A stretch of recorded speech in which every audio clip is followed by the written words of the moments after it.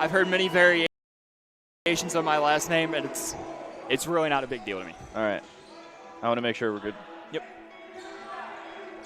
Welcome in to Fontbonne University in St. Louis, Missouri for yet another conference matchup in men's volleyball. It's Fontbonne University, the hosts of this event, taking on WABASH College out of Indiana. I'm Daniel Rodier. Joined alongside me here is Kyle Gessler. Kyle, this is a game that is a near must-win for Fontbonne University. WABASH coming into things at 13-8 with 4-1 away, whereas Fontbonne University is 5-15 and only 4-6 at home. Heading into the MCVL, they could use some help in the standings. Absolutely. A big win is a must, and with this being senior night for Fontbonne, that's always going to say, hey, we need to come out and play a lot tougher just to get a win here, especially against a very tough WABASH team. And then I'm sure the Fontbonne fans know of the news that Fontbonne University is closing. Yeah. So this could possibly be the final men's volleyball match here ever at Fontbonne. Yeah. As it has not been announced if they will have a season next year. Yep. It's a lot that's still up in the air. As you mentioned, senior night, 3 seniors on the roster for Fontbonne University. Alex Gant, the setter, the senior, 6 foot from Fort Worth, Texas. The other setter, Tengus Kelly, who was amazing just last week, taking the space of Alex Gant after he got injured. He's a 6'2" senior from Chesterfield, Missouri. And then Cameron Graves, for if anybody was here when we played Calvin, you missed an amazing game. 17 kills for Cameron Graves. He was on fire in that 4-set matchup. We'll get into some specifics down the line, as that is Cameron Graves walking out to center to join TJ Vora and his family members for some senior night information and publication. Cameron Graves, by the way, the 6-foot senior, the outside hitter from Santa Clarita, California, one of 3 members from the team from California, notably enough, alongside Demetrius Allen from Jose, California, alongside Kyle Snook from Arroyo Grande.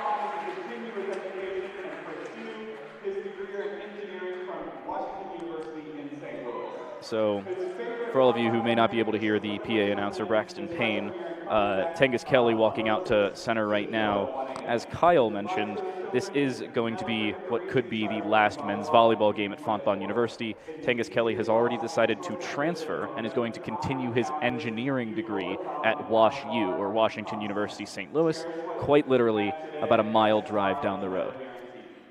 Not even that. Yeah. Right across Forsyth. Yeah.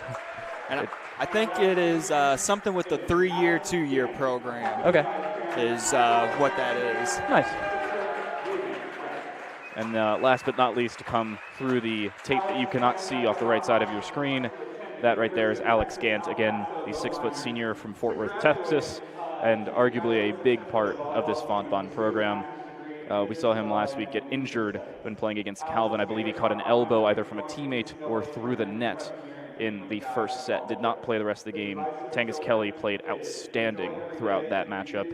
If you're wondering on some assists, because I have the stats sitting in front of me from that last week's game, Tengus Kelly was nearly perfect in assisting. 32 assists in a 4-set match, which is statistically absurd, to say the very least. As we move into this game, some notable numbers across the board. WABASH College coming into things at 13-8. They are 3-5 at home, 4-1 away. For all of you mathematical people out there, that does not add up to 21 games played. They've played 8 neutral games. They are 6-2 in those matches. Fontbonne University, on the other hand, a little less than ideal to start off and I'll say more finish off this season. They are 5-15, 4-8 at home, 1-7 away, and both teams coming into things are 4 games into conference play. Fontbonne University's 2-2. WABASH College is 1-3. We're going to take a step away for the national anthem. We will come back with set numero uno of what may very well be the last home volleyball match for Fontbonne University.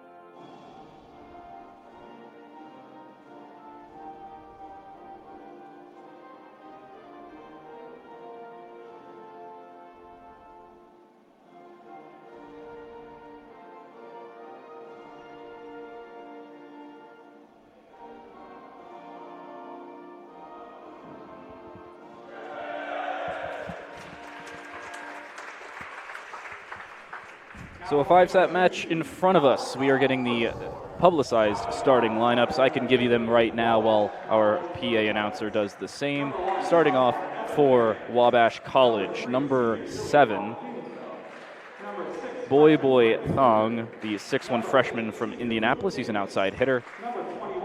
Zev Wolverton, the 6'1 freshman outside hitter from Vancouver, Washington, not Vancouver, British Columbia. That's in Canada. Shed Wilson, the 6'4 freshman opposite side from Carmel, Indiana. Will Bikes, 6'1 junior setter from Indianapolis. Number 24, Ricky Sessions, 6'1 senior from Indianapolis. And the 6'8 sophomore middle blocker from Lafayette, California, number 26, Patrick Volk. That is your Wabash College roster. The head coach is a Sean Baker, took over at the start of this season for the Wabash College squad. For Fontbonne University,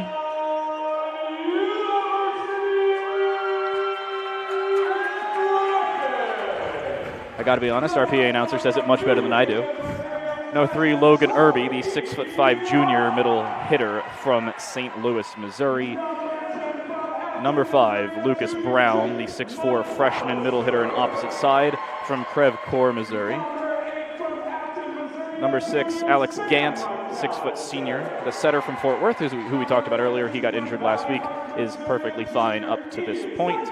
Number 12, Demetrius Allen, the 6'2 sophomore setter from Jose, California. Number 23, Josh Blomberg, the 6'8 sophomore middle hitter from Chicago, Illinois. And the aforementioned Cameron Graves, 6' senior, the outside hitter who has a vertical of 55 inches. Not actually, but it feels like it. He's the outside hitter from Santa Clarita, California. Taking a look at the, I'm going to say, more important previous results from these two teams. Just last week, Fontbonne, as I've mentioned, took on Calvin. It was a 3-1 victory, pretty decent score all through and through. But since then, they've faced UHSP and Maryville University, have taken 2 consecutive 0-3 losses. But there is some good news. Wabash has also played Calvin University. They also played Shrine, who Fontbonne played the day before they played Calvin. They basically just swapped opponents. On March 15th, it was a 0-3 loss for Fontbonne. On March 16th, it was a 3-1 win against Shrine and Calvin, respectively. For Wabash, Calvin University, they lost 2-3, and to Shrine, they lost 1-3. So despite the ranking disparity between the two teams, one of them being 5-15, the other one 13-8, this is still a very reasonable game to pick up for Fontbonne University.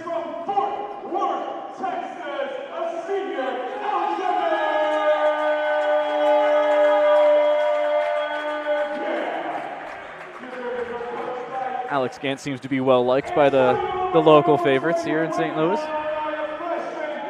And of course, the 5'7" freshman libero, Ryan Rhodes.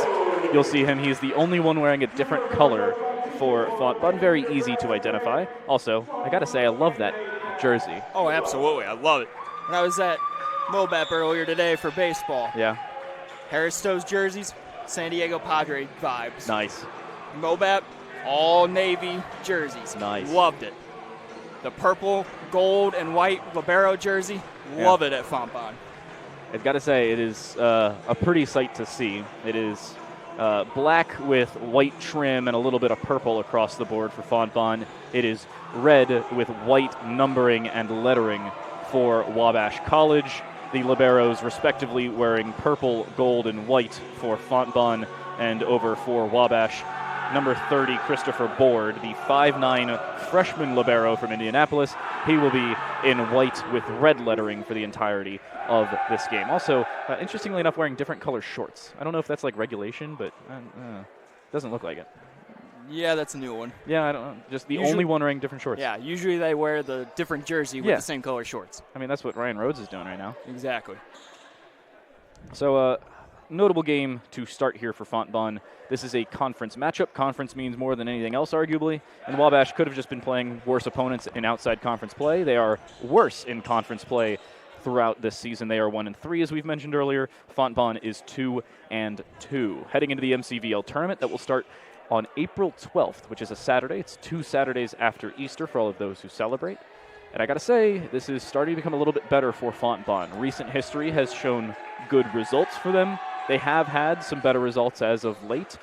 The visitors, as per usual, will start off with the serve. Our first server of today will be number 15, Jackson Leeper, the 6'6" junior middle blocker from Carmel, Indiana. Assuming I'm reading that number correct, it could be number 16, and I could just be wrong. 16. It is 16. Okay, so it's not Jackson Leeper. It's Will Bikes, the 6'1" junior, also from Indianapolis. Many of the players from WABASH College are from Indianapolis. It is located fairly close to it.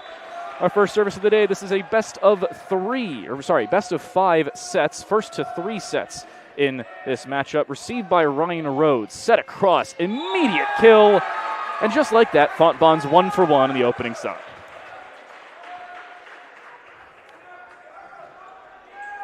More than happy to take that. You got to be honest with you. The set nearly perfect. The follow-up kill arguably even better. Serve will go over to Demetrius Allen. It'll go just a little long though, and it's WABASH back with the ball. And that's going to be another key is who does the best job serving the ball in, but also blocking as well. Blocks have been a very contentious point for Fontbonne. It was just last week against Calvin. Kill across is received well. Passed back, not a great set, but still received and put on the court. Cameron Graves could not get there. It was slotted right into the back corner. Good start and good follow-up from WABASH despite that first point loss. Ricky Sessions back with the ball. Service will go up and again towards the backside. That's over for Demetrius Allen. Set up by Gant, back for Allen. That one blocked at the net, or it hit the net. Either way, it's a WABASH point. Mistakes was also a more contentious point when I talked about this with Buzz just last week. Incomplete setting, jumping too early on the kill, or just not finding the kill you're looking for. There's a decent set. It goes all the way across, is blocked at the line. Rhodes back for Graves. Set once more, but incorrectly received by Will Bikes. That kill will indeed go the way of Fontbonne. It took a second effort, but it was still the point to go their direction.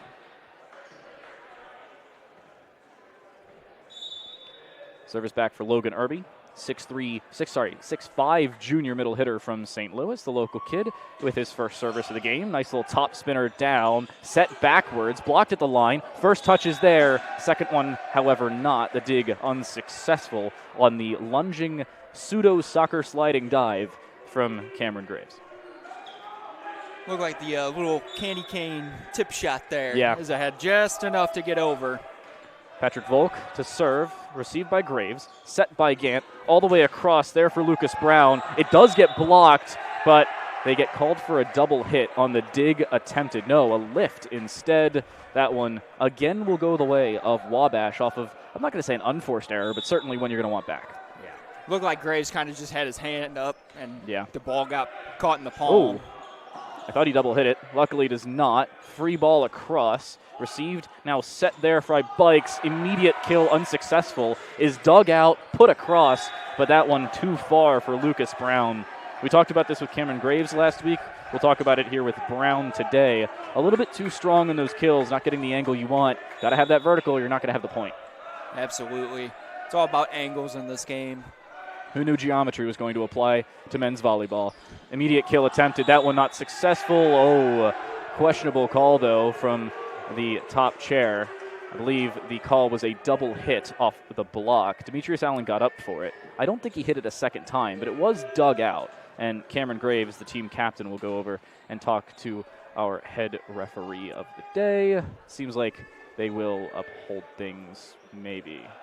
Yeah, even on the replay, watching it looked like it came back, and it did not look like there was any sort of double touch. It looked like it was just kind of a clean block. Yeah. So what it looked like was, so the block went up for Demetrius Allen. He hit it back towards the net. It rolled off the bottom tape and back towards him, but he got out of the way, and I couldn't see who was sitting next to him. I think it was Alex Gant. It could have been Lucas Brown. But either way, it is indeed called a double hit, and seems like the ball will go to WABASH.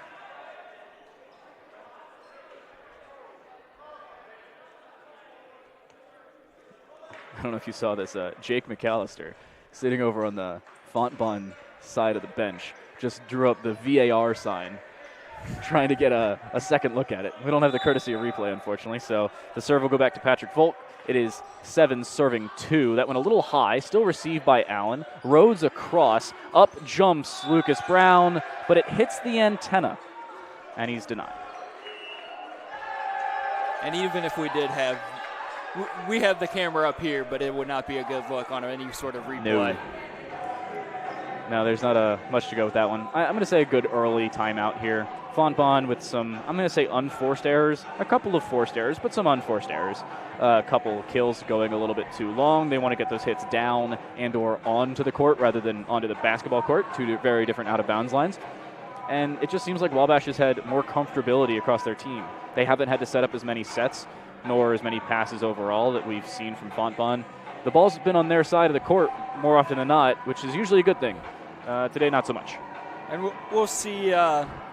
This happened a couple times last Friday with me and Buzz, that Coach Vorva would call a timeout, and then it would be a serve error by the opposing team. It happened a couple times. I said the exact same thing with Buzz against Calvin. It was so, notably enough, when they played Calvin, TJ Vora had a 100% success rate in picking up the point after the timeout. We'll see if that success rate continues here. Notably enough, so did Calvin University, except for 1 point, where there was an outstanding kill from Cameron Graves. Again, like a 50-inch vertical. It's just not fair when he gets the ball. As soon as he's set up, the game's just basically ended from there, or at least the point. Serve will go back to Patrick Volk. This is his 6th consecutive serve. No service error immediately. Set across by Gant. Up goes Lucas Brown again. It is held down, though. Correctly called as it was pinned against the net, and that one called for a double hit as well. Fontbonne is 1 for 1 on timeouts. Let's see if that gets Fontbonne going here. As you're down 5 now, you got to start chipping away. You need to go on a little bit of a run. Tengus Kelly, one of the 3 seniors on Fontbonne, will serve first. Hit is there. Blocked at the line, though, and blocked out of bounds, unfortunately enough. That kill goes the way of Zev Wolverton, the 6'1 freshman from Vancouver, Washington, not Vancouver, British Columbia. I'm probably going to say like 3 more times. But Zev will then take the service from out of bounds. This is Wabash looking for double digits early. High set for the serve. Up for Tengus Kelly, across for Cameron Graves. He doesn't even get the largest of jumps on it, yet still has a high enough reach to get it down and get it in. There's Fontbonne with a 4th. Into the game now to serve. We saw this many, many times last week. Sam McAllister will come in for Lucas Brown. McAllister was nearly perfect on these serves, which is just a nice little walking run and jump, and it seems successful. Outside hit there is contact in the back line by Sam McAllister, and just Fontbonne, I don't know if that would have gone in, but they're certainly going to want that one back. Yeah, I think that ball was going to be long. Yeah. Seen that a couple times. The discipline and the difficulties figuring out, will it be in, will it be out? Should I stay? Should I go for it? It's not the Rolling Stones. It's okay. Again, Boy Thong with the serve and just at the feet of Sam McAllister. Couldn't get there in time.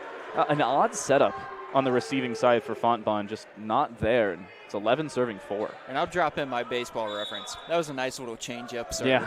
That ball just got over the net and then took a beeline straight to the floor. Called a wounding duck that just faced some turbulence. Went straight to the deck. That one, nice top spin. McAllister receives. Kelly set very well, point-blank range, as Josh Blomberg will send that one home. The 6'8 middle hitter puts it through as Fontbonne puts up 5. And I think Blomberg's going to have to be a big key in this one. He's going to have to find a way to get a few blocks down for Fontbonne as well as getting some kills. He's at least got to be the bait sometimes. Cameron Graves can't be the only one, or he's going to be blocked nearly every time. Standing serve, put across, reach over as a joust at the top of the net. That one put across. There's Allen. It is received, but out of bounds. Valiant effort from Wolverton, but it's Fontbonne with 6. That right there is the coordination we've been looking for from Fontbonne University. Something finally goes their way. Good set into a nearly perfect kill. 6th on the board And it is once more Blomberg to serve. Put all the way to the back corner. Difficult to receive, though. It is still put up. And one put back the other way. There's McAllister. There for Kelly. Immediate kill attempted, but it seemed like a double hit. That's a little bit of a questionable call, I gotta say. I don't know. It looked like not only a double hit, but it looks like he just palmed it down. We'll say questionable. Absolutely. Always questionable. That's always not even questionable. okay. That's not even questionable. That's just wrong. I'm sorry. Not usually do I say that, but that's just wrong. Kill back, unsuccessful. It will be Fontbonne's point. Cameron Graves passed it a little bit too far. It did go over the net, but the kill went a little bit too far outside. 7-12. Had that hook to it. Yeah. If he gets that straight down, that ball's bouncing back to the ceiling. So Cameron Graves, not great in terms of serving last week.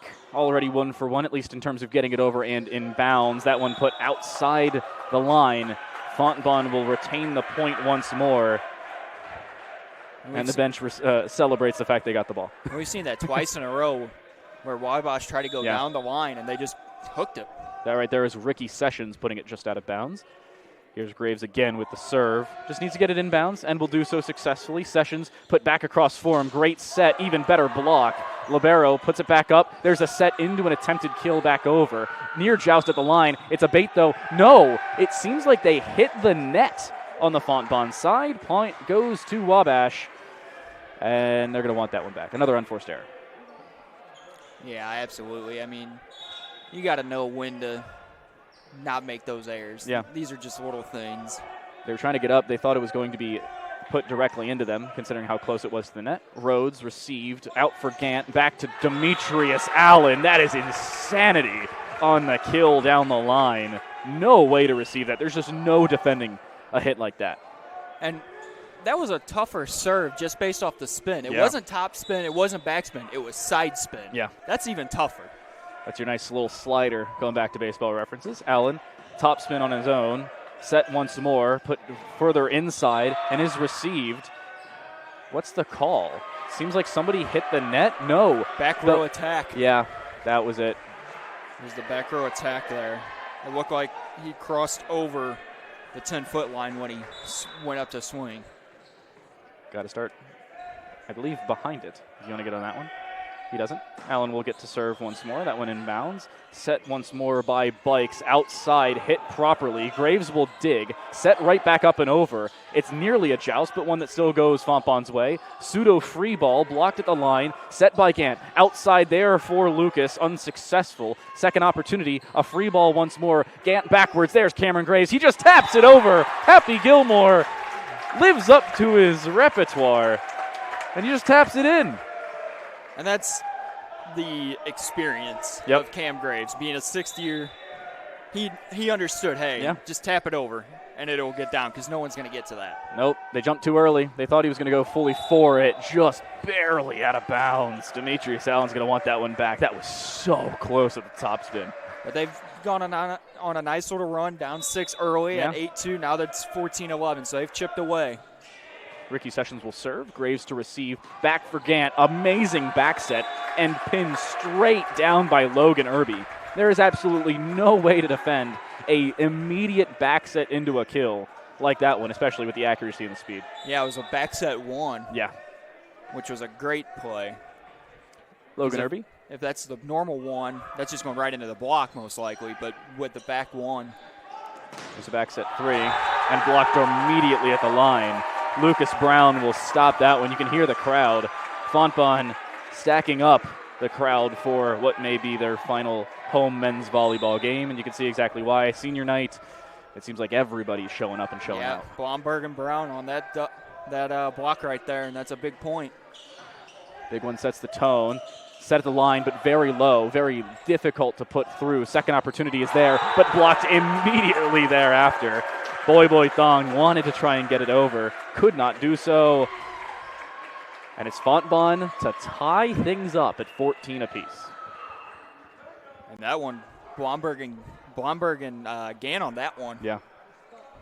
And that's a big key, we already said. Yep. Blomberg needs to get in with the blocking. It'll be Logan Irby to serve once more. The streak starting to go a lot better for the Griffins as they step up in a big way in this first set. a real set-defining point goes a little too high. And yet another unforced error cost them the lead. Yeah. They got it to 13-11, had the serve out. Yep. Got it back to 14 even, and then another one. It's 4 serve outs, I believe, if I've done my tallying correctly. Set at the line, right across, but blocked was Josh Blomberg. Absolutely no way to get that one over. Good set, just nothing doing. 16 for Wabash. Back to the line for Patrick Volk. He'll put it over. Received by Graves. Out for Gant. Set once more. That one dug out, but is called for Fontbonne. I believe Wabash hit the net, maybe? Yeah, I believe Wabash was in the net. I don't know who it was. I did not see a signal. I think it was Wolverton, point blank, but I could be wrong. Yeah, normally I look for the numbers, and I did not see a number on who they said was in the net. Gant will set. Can't be received, though. Demetrius Allen wanted to get there. He'll pick himself back up, though. This is still a very close game in set 1. Tengus Kelly also will rejoin the game. Alex Gant going to step out after service. And Zev Wolverton will serve for the second time in this set. Wabash with a 2-point lead and wants even more. That one top spin and a screamer at that. Set straight down, blocked at the line, and put right back over. A free ball available, set by Bikes, across for Tong, and straight through, right over top of the block and right down that 10-foot line. It's 18 on the board for Wabash.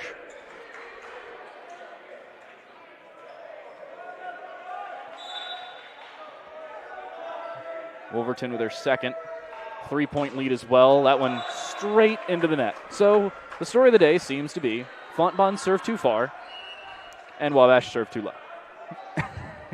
Yep. Well, once more we'll see Sam McAllister step in and do the classic running little lob with the service. Wants as much as he can find with it. Received by Thong. Set by Bikes. Back out. It didn't seem like they had a direct direction with who they wanted to put it into, but Thong well held. They thought they were going to go for the ball. They let it just fall out of bounds, and it's Wabash with 19. Yeah, that was a little bit of a miscommunication on that set, as it looked like no one was about to jump for it there. I think it was set for Leaper, who just barely made contact with it. Here's Thong with the serve, received by McAllister, barely made contact at the line, put over, somehow kept alive by Allen, killed immediately, and dug out by McAllister, but he can't do anything with it, nor can Allen even get to it to try and save. Fontbonne, they hold at the line, but they cannot get the point. Second timeout will be called here by TJ Vora, and you got to say, if you're going to call a timeout, down 4 with them being 5 off from the set, it's a pretty good time to do it. Yeah. Now you got to come back, get this point immediately, and now you cannot trade points now at this point in the set, being down 4. So you're going to have to at least go on like a quick 3-0 run here to really have a chance of possibly getting back in this set, because I mean you don't want to get back. You get down 5 or 6 at that point. Set's going to be tough to come back from. So it's going to be very important to get at least this next point out of the timeout, and maybe the next 2 after that. Correct me if my math is wrong. However, this is the second individual time they've been down by more than 4 or more. They were down by a heck of a lot earlier on and brought it back to 14-14. Since then, it's a 6-2 run for Wabash. Down 8-2, one on a 12-6 run, and then now it's a 6-2 run in favor of Wabash. Hey, all I'm saying is that you can certainly go on a 9-4 run. It is possible. Hey, we've seen what, 12-6, 8-4 is not absurd, or 9-4 at that point to then win it. Thong, their third service. This one after the timeout. We've seen service mistakes after timeouts. That one not really a mistake, just a lot lighter. There's the front one, set backwards. There's outside for Graves. He's blocked at the line, and there goes TJ Vora's 100% timeout record. It's another for Wabash. That was kind of like a one-handed block, too. Yeah. It looked awkward. It did. It did look a little bit awkward on that block, but I don't think he's going to care. It's a point for Wabash. In golf, we call those ugly but effective, or awkward but effective. There's Thong, received by McAllister. There's Tengus Kelly outside for Graves. He will line up that one and send it from country miles away as an airstrike onto the Wabash side. In this case, blocked out of bounds, but still successful. Now's the time for that 8-2 run to win 25-23. Hey, we saw Josh Blomberg pick up a few in a streak last time around. We'll see if they can do so once more. Standing service, line drive across, awkward set, has to be put through, and was put outside the antenna. Fontbonne will get credit. It seems like Wabash disagree. But, I mean, from point-blank range, I think the referee has the best possible angle on how close the antenna that was. Exactly, and you're gonna argue at the R1 on the stand when the ball literally went right in front of him behind the antenna. In all fairness, we said the exact same thing about 15 minutes ago, so not the most absurd thing. Awkward set across and put straight down, but he reached over the net. So it'll be point to Wabash and an unforced error for Fontbonne. That would have been their point even if they didn't touch it.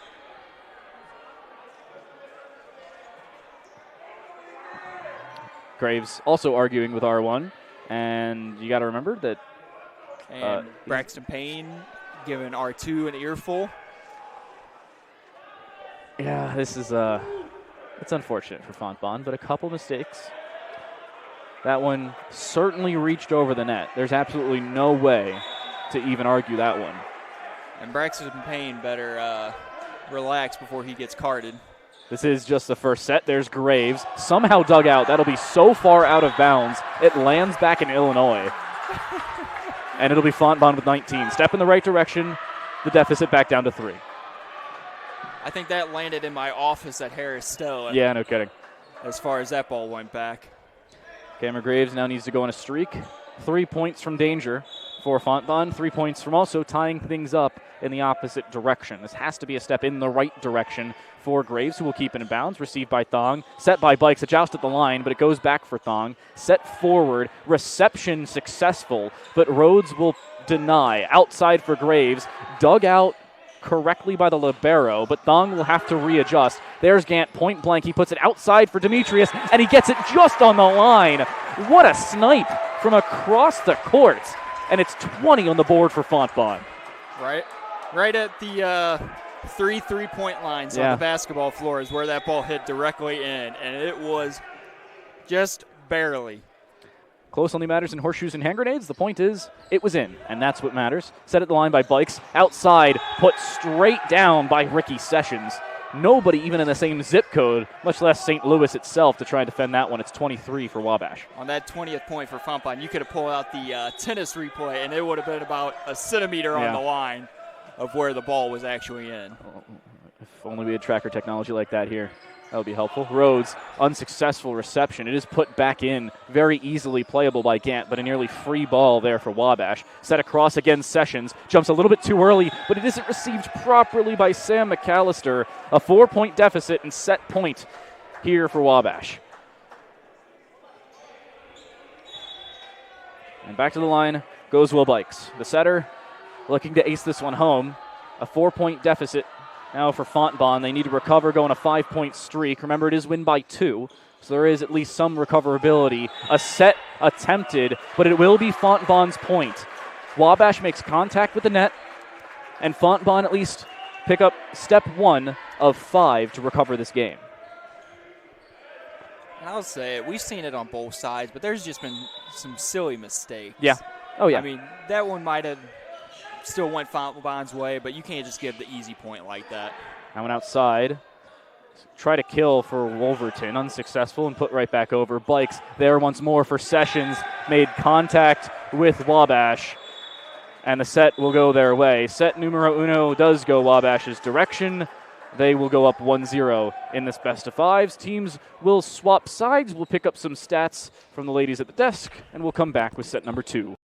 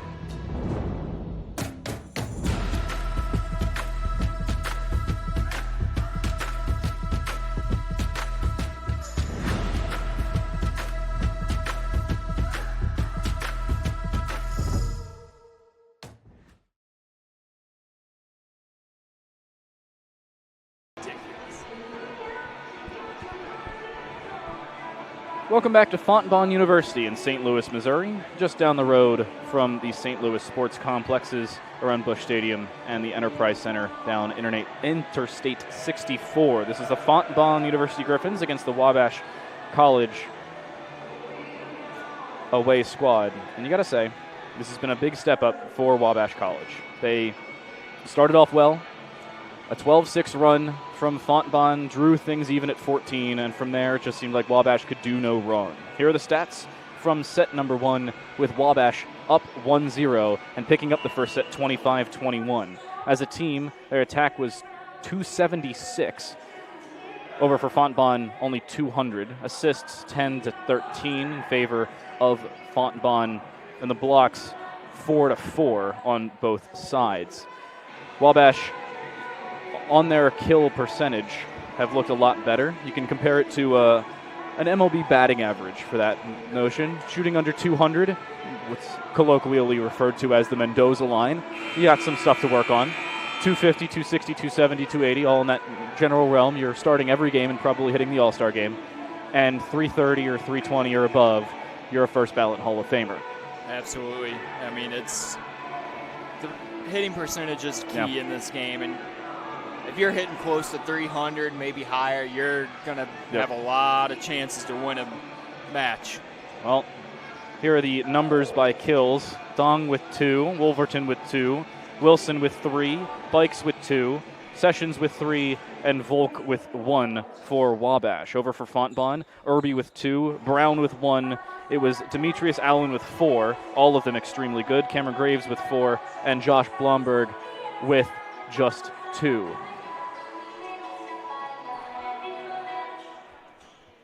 Wow. Well, set number 2 to start, and Sam McAllister will be the first to serve for Fontbonne University. They started on the right side in set 1, unsuccessful start to the game, something to return hopefully for them here as McAllister steps up and will put the first service over. Received, set at the line by Bikes, just barely received and saved under the net, but put back over. Rhodes over for Gant, outside for Graves. It is saved and put through. There's Thong.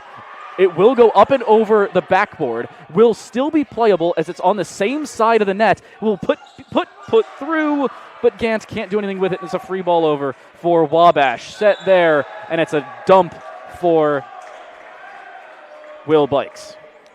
That was a very interesting first point. I don't think it was caught on our camera. Just above the, I'll say the far left banner on your screens, there is a upheld basketball hoop. That's why the ball disappeared for about 6 seconds. Had a couple good bounces off of there. Yeah, a little helpful. Fortuitous bounces. Didn't think I'd need the angle of the basketball backboard. Again, an attempted kill for Demetrius Allen. That one denied at the line, and it's 2-0 Wabash on the start.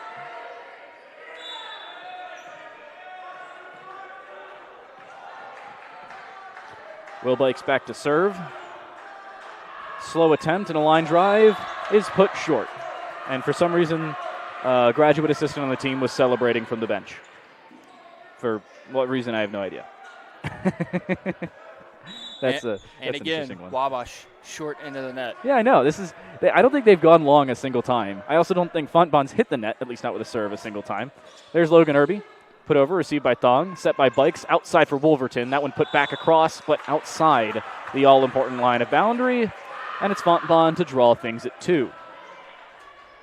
And you look at your scoreboard, you like 2s. Middle line says second period or the second set. Fontbonne with 2 and Wabash with 2. It is 2 serving 2 as Logan Irby will take their, you guessed it, second attempt at a service in this second set. I'm sorry, I'm done. There's a kill down, dug by Graves. Outside for Gant, this will be a free ball, but into the back corner. Thong forward for Bikes. Set backwards and successfully is attempted to be saved, but the bench can't save that. That's not legal. It's like every basketball play, the ball, they think the coach is a player. They pass the ball to the coach. Yeah, when they end up standing up next to the rest of their team wearing the same color jersey. Peripheral vision's not that perfect. And there we have a long service. Commentators curse. Ricky Sessions puts it too far, and we're drawn even at 3. I don't even think that ball landed until, like, the block on the basketball court. Oh, yeah, I think that was well into the paint. That was the furthest we have seen Wabash go on the serve. I think on any hit, for that matter. Other than maybe a the one dig we saw. Very high set, and Tengus Kelly will send it to the stratosphere. And he was very close to a foot fault, too. Yeah. He was right there on top of the foot fault. I was thinking, how close was he? Very close. Very close on a foot fault, but he went long. Patrick Volt, either way, you're too far to or over the line. Set by Tengus Kelly, outside for Graves, blocked at the line, but out of bounds. It'll be Fontbonne's point. Again, we're drawn at 4. Nobody can win their own services. And back to the line will go Demetrius Allen. Maybe you just jinx that, too. Hey, maybe that's a good thing. We are on the Fontbonne broadcast, after all. Demetrius Allen nowhere close to a foot fault, set by Bikes, point-blank range. There's Shad Wilson, and a successful kill through. Wabash up a point. At least not this point. Yeah, no, it takes me a few rounds for my commentator's curse to kick in. Usually about 2 minutes or so. So watch for Fontbonne to go in like a 5-0 streak. Or it'll just be Wabash to do so. They're set by Kelly. Back outside for Graves. Oh my goodness. That's gotta be lethal. How in the world can you receive that, much less not completely incinerate as soon as it hits you? That's just nasty. And then even after it hit the net, that ball still had so much velocity, I know. too. It was just wild. Shout out Newton for that one. Equal and opposing force. Received in the line by the libero. Outside for Thong. Blocked at the line, but still a Wabash point. Not much you can do if you are one of the outside blockers there. It is indeed denied. Taking a step away will be Josh Blomberg for the time being. As I believe stepping into the game is number 5, Lucas Brown for Fontbonne. And back out to serve is Boy Thong. High service once more. That one received by a Rhodes. Set here for Kelly. Point-blank range. Well killed and put through. Thong will be lucky if he can get this over the net, and he will. It's a free ball. Kelly set backwards. There's Cameron Graves. He's denied. He will try and dig it, and he is successful in doing so, but only into the net, and it's still Wabash's points.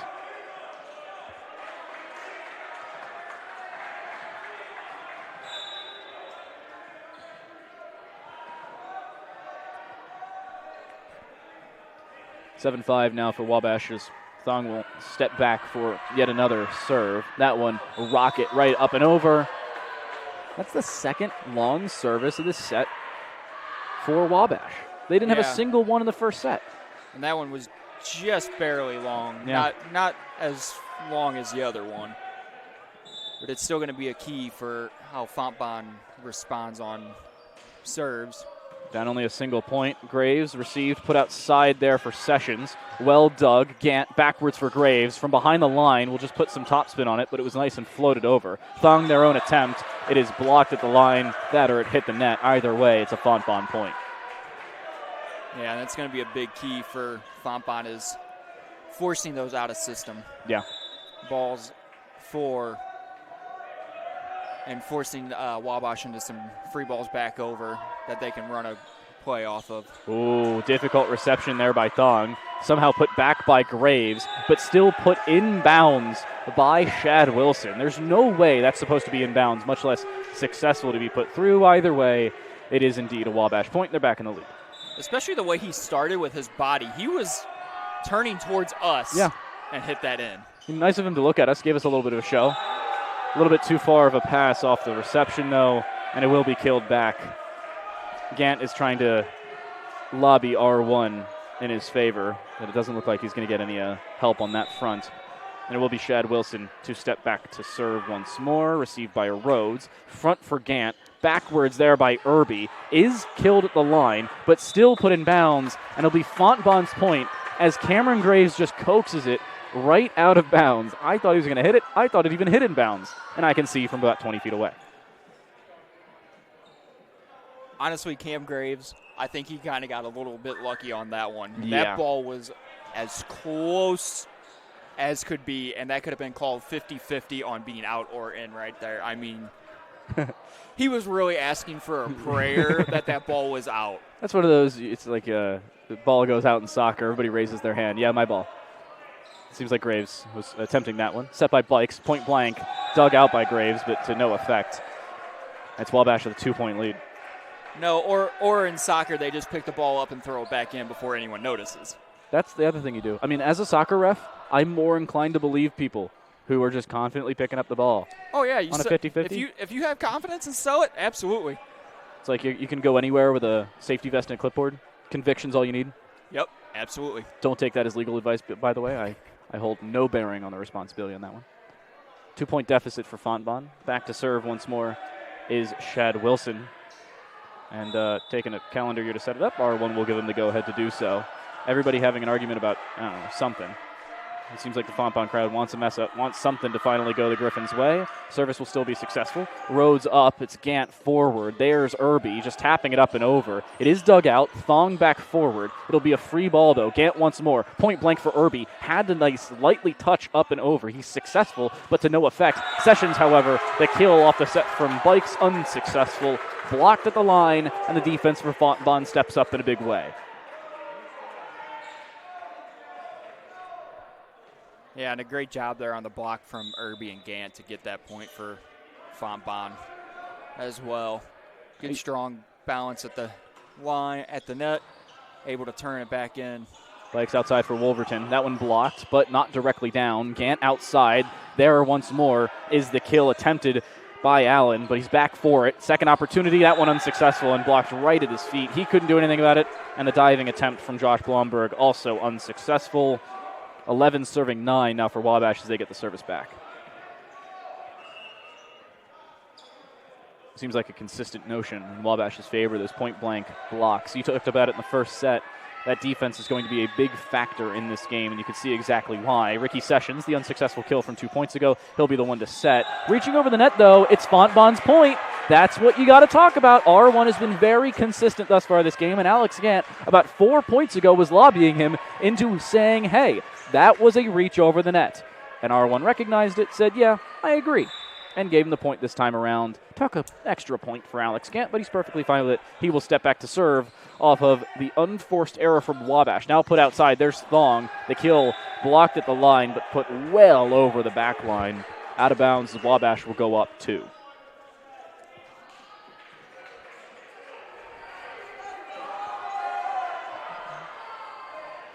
Stepping into the game for the first time, Tyrone Ely, the 6'6" freshman right side from Collinsville, Illinois, just down the road and across the Mississippi River. Received by McAllister. There for Tengus Kelly. He does set it well, but it doesn't find any payoff. There's set back for Ely. He gets a double hit on it. Unsuccessful set. You got to say, one you're going to want back. Did you see the thing on social media? In women's volleyball in the NCAA, it's now legal to double hit. Do you see this? No, I did not actually. Yeah, it happened like on a random Wednesday in February. I brought this up with Buzz last week. It's going to be legal in the men's game next season. And it seems like Tyrone Ely is going to take full advantage of it. Tyrone Ely will find his first kill of the game after the unforced error from the previous point, and he gets to go and serve. Yeah, you could just tell he was not comfortable setting that. Yeah, I mean, hey. But that's expected when you're not a setter. Yeah, it's not something everybody's good at. I'm awful. Tyrone Ely, they're the high-flying setup for the serve. Back for Bikes, point-blank range set, but denied at the line. Again, the defense steps up, and Alex Gant goes celebrating with the gymnastics mats in the back corner. Fontbonne, the lead down to 1 for Wabash as Ely will step back to the line. That's a good solo block by Blomberg. No help on right there, and he just said, I'll take that thank you very much.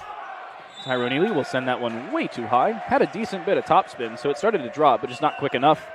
Limited distance on the end of the court, and it will be Tyrone Ely to step off the court. Talked with DJ Vora earlier, and he said the setters are going to be rotating in and out of the front and back lines. You can see how successful that's been. Tengus Kelly point blank. There's the kill, and there's Josh Blomberg. They've had defense thus far. They've had offense in droves. And now they've got both within 3 points from just a single player.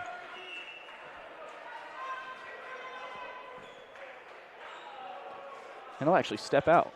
Now coming into the game for the first time thus far today, that is number 19, Kyle Snook, the 6-foot junior, as I accidentally typed an F. He's a defensive specialist from Arroyo Grande, California. He'll set it up and over. Thong set forward. The back set up and over. Not saved at the line by the recent substituted Snook.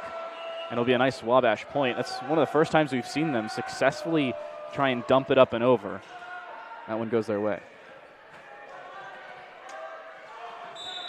Here's Thong once more. 2-point lead for Wabash. They have not trailed in this second set. They barely trailed in the first set either. Thong, nice high arcer. That one set backwards for Graves, who just has it end off his fingertips. He needed a little bit more height. I talked about this last week. He also jumped just a wee bit too early. It'll be Wabash, I believe, up 3 when we come back. Yeah, 16-13 is where the score should be. There we go. There we go. As they fix that on the scoreboard. Speaking of which, shout out to the scoreboard operators and all the stats people at the table that you see across from you. The illuminated Fontbonne Griffins white board on the side of the court. They're the reason that we can not only bring you half of this broadcast, but bring you the stats in between each and every set, making sure our jobs stay a little bit easier. And I'll admit, doing volleyball stats is not an easy thing. Oh my gosh. Especially women's volleyball. That, woo-wee. I know all about that as doing stats, working in my profession as a sports information director. It's not easy. You really have to know your stuff because it can be quick. So I do this cool thing. It's called reading the stats. I don't actually take care of them myself. Believe me, I want to do that too. Yeah. But I don't. I actually do the stats. So TJ Vore will call his third timeout of the match. First one was successful and led to a few-point streak. Second one, less so, and only picked up 1 point, or I believe 5 of the 9 points required to close out that first set. Third one, I say third time's a charm on this one, maybe, Kyle? Hopefully. I'm going to say yes. I think it's going to be a point Fontbonne here. Maybe he's just trying to ice Boy Thong. We saw this back in set 1. Thong had a lengthy one in this set, too, that he went on a serving run. Yeah, trying to ice him, see if that happens again.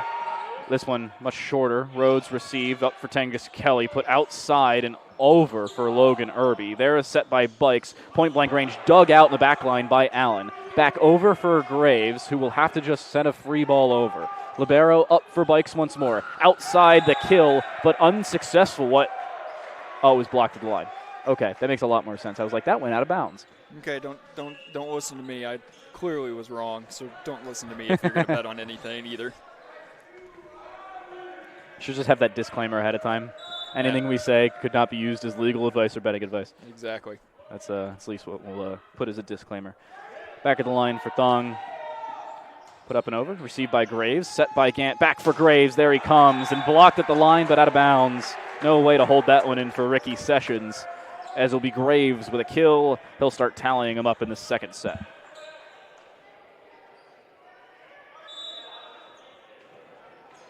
And as a fairly consistent notion, he who received the kill or the point will also go for the serve. Bike set back over for Sessions. That one far for Allen. Received well. Back for Graves and over for Allen. The kill from beyond the line, but he gets it over successfully. Back outside for Sessions. There's the kill right between the blockers of Gant and Irby. And it's 18 for Wabash. It really feels like Sessions has more than 7 kills, doesn't it? It's not only that, it feels like Sessions is well over his listed, 6'1"? There's just no way. Yeah, he looks a little taller than that, too. That's set a little bit far behind Cameron Graves. He wasn't expecting it. Put outside, but put well beyond the line. Wabash, again, an unforced error, put just outside of the line on the backside, and Fontbonne will take a 15th point. That lead staying within reasonable margins, but still, a streak like this can be difficult to go on. Yeah, you got to find a way to get a 2-1, 3-1 scoring run to at least be close. Maybe Sam McAllister could be a catalyst to it. Killed at the line. Rhodes will save. Gant dump up and over. What a set up for him. Alex Gant has not gone for that a single time in the set and a half of volleyball we've played thus far today. And finally, some unpredictability for the Griffins gives them back-to-back points. And see, that's the thing. If you know when the right time is for that setter dump, boy, it works almost to a T every time. Sam McAllister back at the line, usually a serving specialist, very barely saved by Wolverton. Outside for Sessions, but he can't find the touch he was looking for. It doesn't even make contact with the defense. Their presence alone was intimidating enough for him to put it on the tape and for a 1-point deficit to be whittled down for Fontbonne. I think that point, all McAllister, I mean, he put that in a spot that was very tough to get back over. Wolverton this time a lot easier to receive. Out for Sessions, blocked at the line though, and kept out of bounds just barely. The crowd seems to disagree, as do we. I haven't had my eyes checked in a little while, but it looked like it hit the line. Either way, it's back to a 2-point lead for Wabash. And back to the line will go Will Bikes, the 6'1 junior setter. Over for Rhodes. Back for Gant, set all the way across for Demetrius Allen, and he will put that straight through. Too much speed, too much unpredictability, too much of the Griffins for Wabash to handle.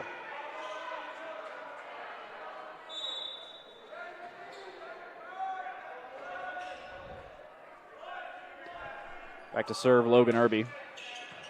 Received by the libero, Christopher Board. Outside for Wolverton, just put right up and over Logan Irby. 6'1". No, sorry, 6'5". That's why I thought he was a little taller. Still put over his head.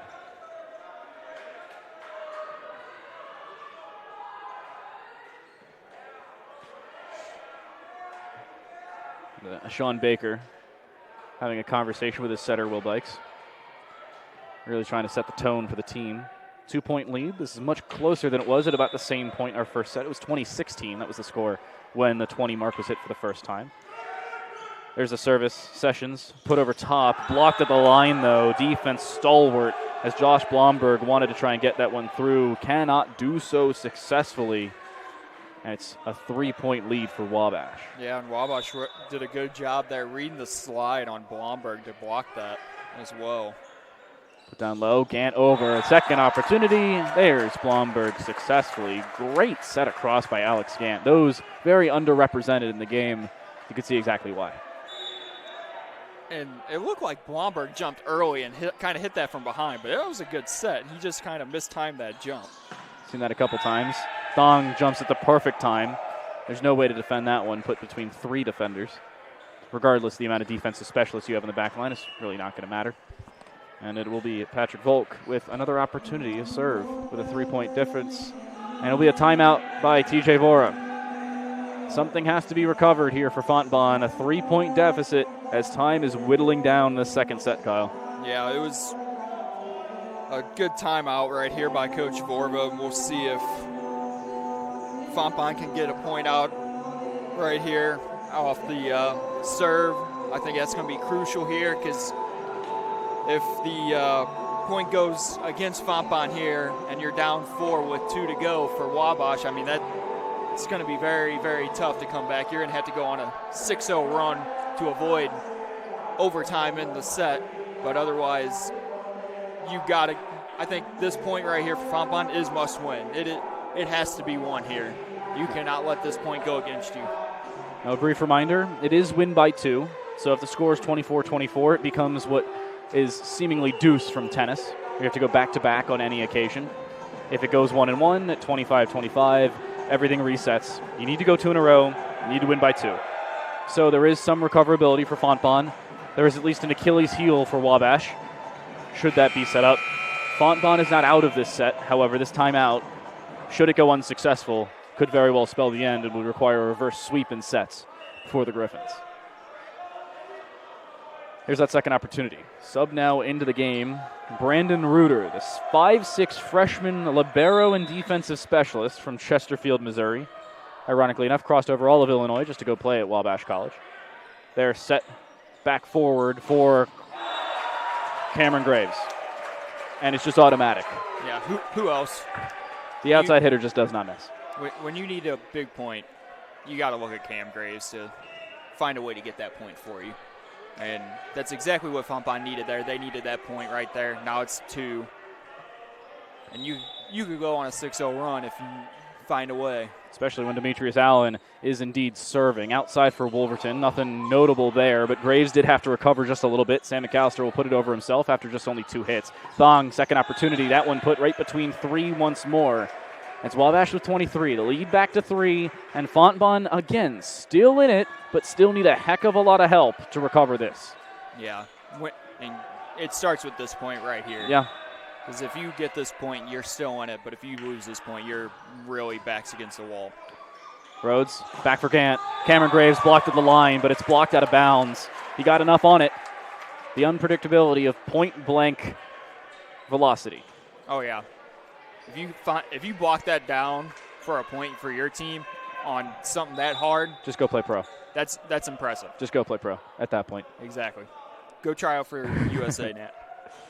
Blomberg, the serve over, received at the line, set over for Thong, who's been automatic thus far, but he can't get it over the block. It goes down the line and dug out unsuccessfully by Bikes as it goes behind his entire team, and Fontbonne are within one as Blomberg will serve once more. That was a very friendly, that was a net-friendly roll for Fontbonne there. A little bit of help. Sometimes help doesn't hurt. Bikes outside for Thong, just taps it up and over, saved by McAllister. Gant back up for Graves, who jumps a little bit late, but will still get up to it. Bikes now forward there, it's Doug, back forward for McAllister, double hit by McAllister, and it's set point for Wabash, and another timeout called for TJ Vora. Yeah, and that's really unfortunate there that you have the double hit by McAllister as you had got the gap down to 1, and now it's back up to 2, and now you got to use that second timeout here as well.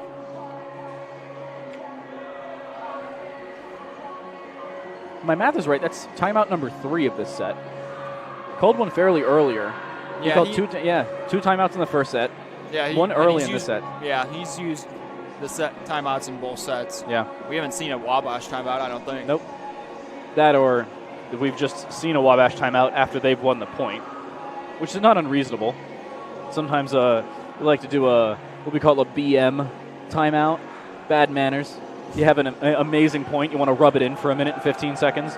At least we're not Division I, like on ESPN with media timeouts. Oh, thank God.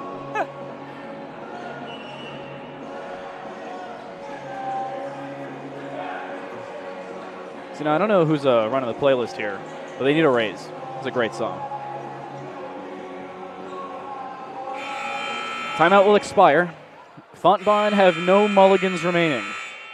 And unfortunately for them, it'll be Boy Thong with yet another service opportunity. His 3rd of the set, 5th of the game, to try and close out set 2 and put him on match point.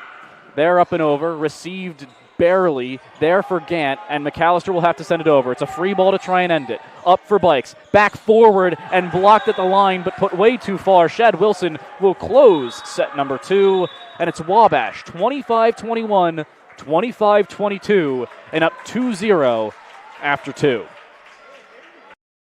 Just amazing. So much milk in this chocolate. 15 grams of butter. Yeah, I know. 15 grams of St. Louis Dairy Council chocolate milk. That's amazing. We work hard. We play hard. We refuel with chocolate milk. Milk, a refreshing drink that builds muscles. Dairy up and recharge!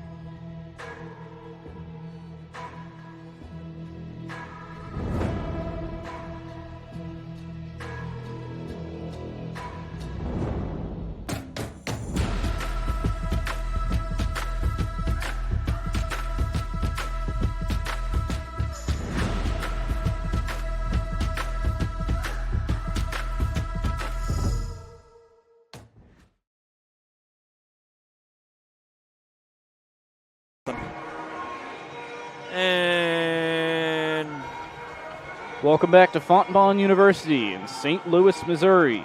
For Fontbonne University Griffins take on Wabash College.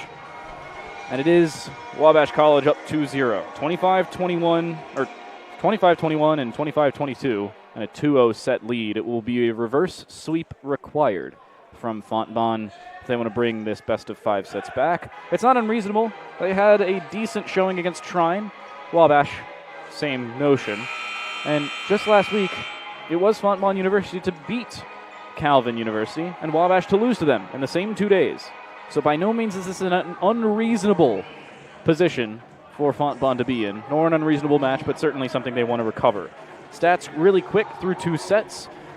Boy Thong with 6 kills, Wolverton with 3, Wilson with 6, Bikes with 5, Ricky Sessions with 8, and Patrick Volk with 2. It's a total of 30 kills and successful ones for the Wabash attack.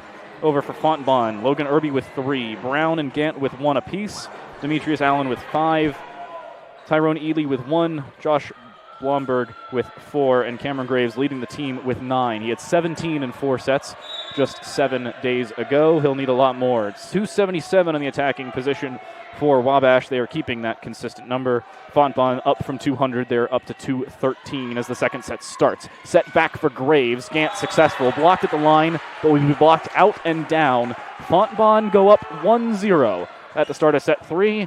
Hey, baby steps are required. I'm Daniel Rodier. Joined alongside me here is Kyle Gessler. And Kyle, something has to be recovered early, and that's a good start towards it. Yeah, you're going to have to force Wabash into some mistakes and really push the throttle to win this set.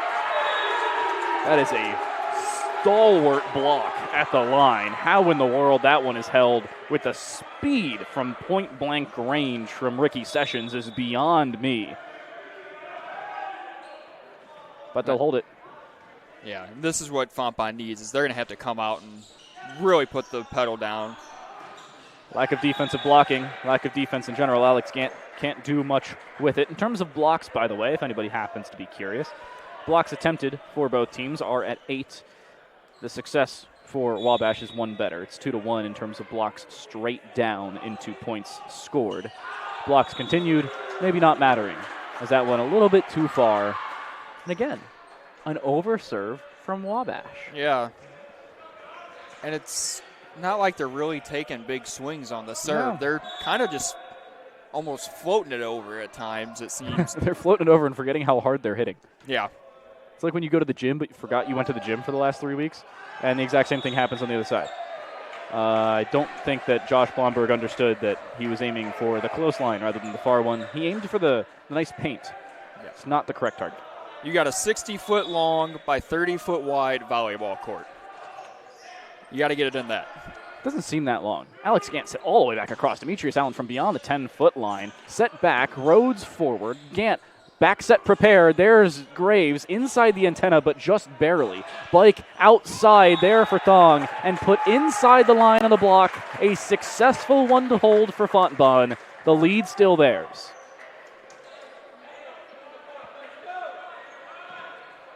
That is a big block. Yeah, and you're going to have to keep building off of that, use that momentum from getting a block and turn it into points as well. Graves the serve. Here's Thong with the kill, and just barely blocked at the line there by Logan Irby. And it was blocked off his fingertips. And he's another one that seems like he has more kills than what they have him for. Thong? Yeah. On paper, he's at 6. In our minds, he's probably at like 25. And they've only scored 33 points in 2.5 sets, or 2 sets and now counting. Rhodes receives well. Gant point blank. There's Irby. Decent touch down. Nothing doing with it. Back over for Wilson. Set again at the line. But it seems like Irby made contact with the net once more. And it will be a drawn scoreline.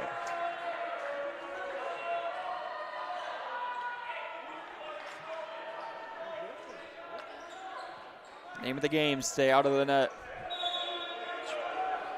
Everybody thinks it's really not that difficult until you stand next to the net. That one just barely inside the line. I believe one of our first aces of the day. And it'll go the way of Zev Wolverton.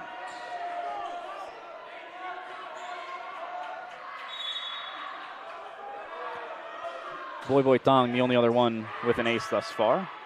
Back for Graves. wound up, but just too low on the kill. That one won't go his way.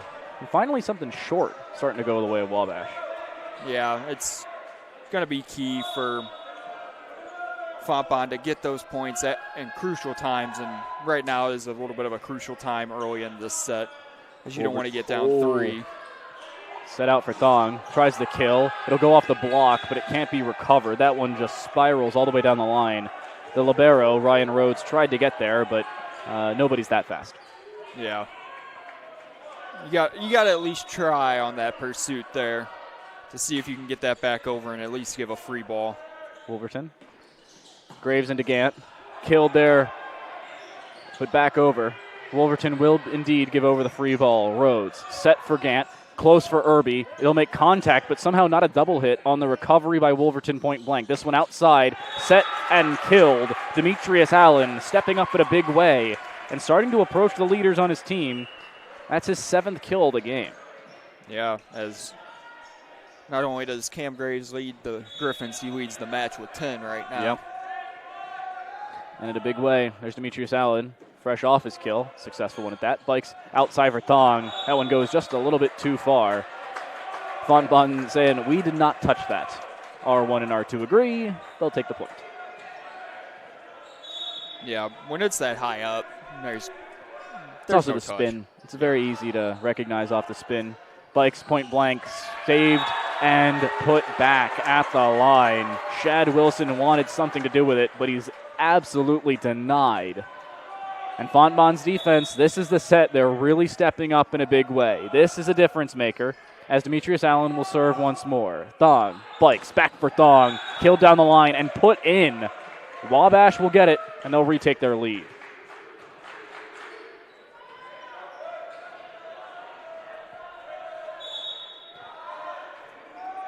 Eight serving 7 through 15 points. By no means an unreasonable game for Fontbonne, but as soon as they start to go down, it seems like they go down big once we get to points.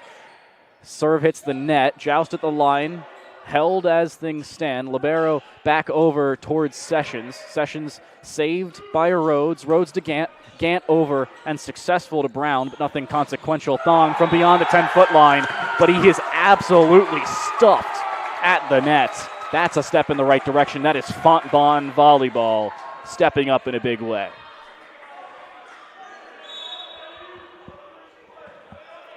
And Logan Irby will get kudos with the set into the serve as well.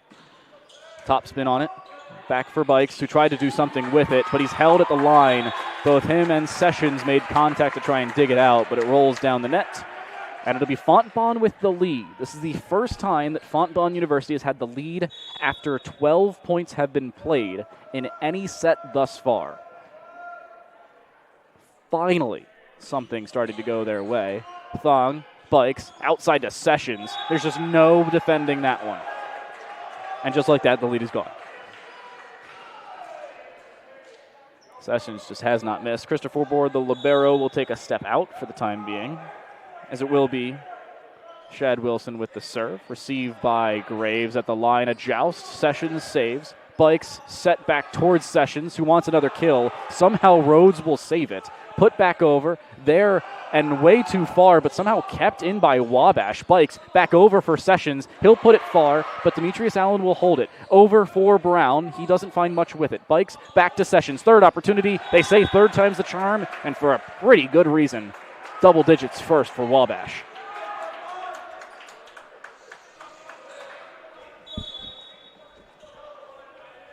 It will be Shad Wilson back to the line. Service will go far, and way too far. Demetrius Allen watches that one sail right by his face, and he will give the serve over to Alex Gant. Drawn at 10. 20 points played thus far. Gant, a floater. Bikes over towards Thong, who jumped way too early. He just had to tap it over. Just before the 10-point line, the libero Rhodes will set over to Graves, who put into the block, but the block put out of bounds. And Fontbonne have the lead once more. This is where they could start to thrive should Alex Gant find consistent service. His second one from the line, another floater, received by Wolverton. Outside, back for Sessions, blocked at the line, Bikes once more. Over to the libero Board. There for Sessions once more over his back shoulder, but it goes out of bounds. That's one of those sets that are very difficult to receive as a hitter. Coming back over your right shoulder, you need to turn more towards it and more towards us. He couldn't do so. And there's Gant from the line once more. Wolverton just barely saved, dug out, and pinned over by the libero of Board.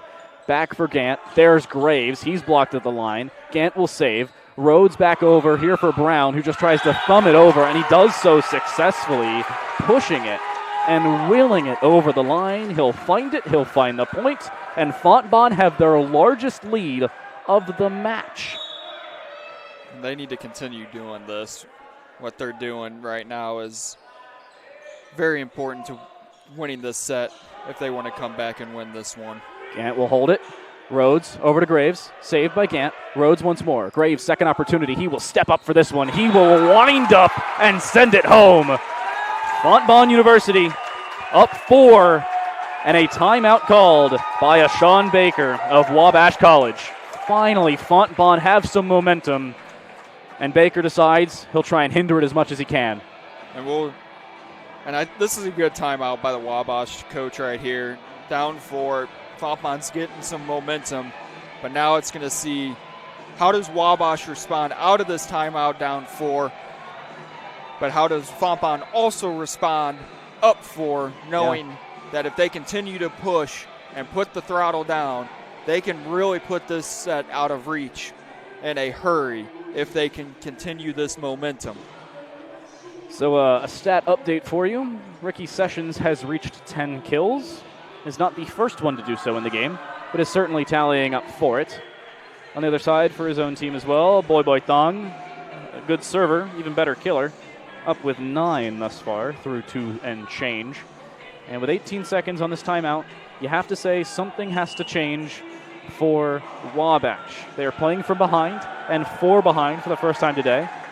This is the only occasion where Fontbonne has had a lead of either 3 or 4 through the entirety of this game. And Kyle, you got to point out, this is finally a step in the right direction for Fontbonne, who otherwise have looked questionable, mostly on their defense, which has recovered in a big way in this set. Yeah, and it started with the blocking. Yep. The blocking has been really well throughout the match, but it has been exceptionally well in this set so far, as they're getting a lot of touches. Oh, just after the timeout, Ricky Sessions will wind up, put his 11th kill through, just create a tally on that side and start penning him down. Cameron Graves will step in. You have to point out, this is becoming something of concern for Wabash. There was 4 consecutive serves for Gant, all of them successful, and then the 5th ended up not going his way. Gant back over for Graves, who winds up with his left hand, ends up just pushing that one over. Outside for Sessions, who's been lethal, and he will continue to be. Gant cannot receive. It is now 12 for Ricky Sessions. Lethal, lethal, lethal. And the setter, Will Bikes, will serve once more. The junior from Indianapolis puts over, received by Allen. Back for Gant. Gant put forward, but just not within reach of anybody who was trying to wind up for it. Josh Blomberg was well behind the ball. Cameron Graves, I don't even think knew the ball was coming his direction. Yeah, and to miss a 6'8" guy like Blomberg is going to be tough. Gant sets this one up outside for Brown. Blocked at the line, but blocked out of bounds. Fontbonne retain their lead just barely, and the service specialist, McAllister, will step into the game to pick up the ball and try and set things right for the Griffins.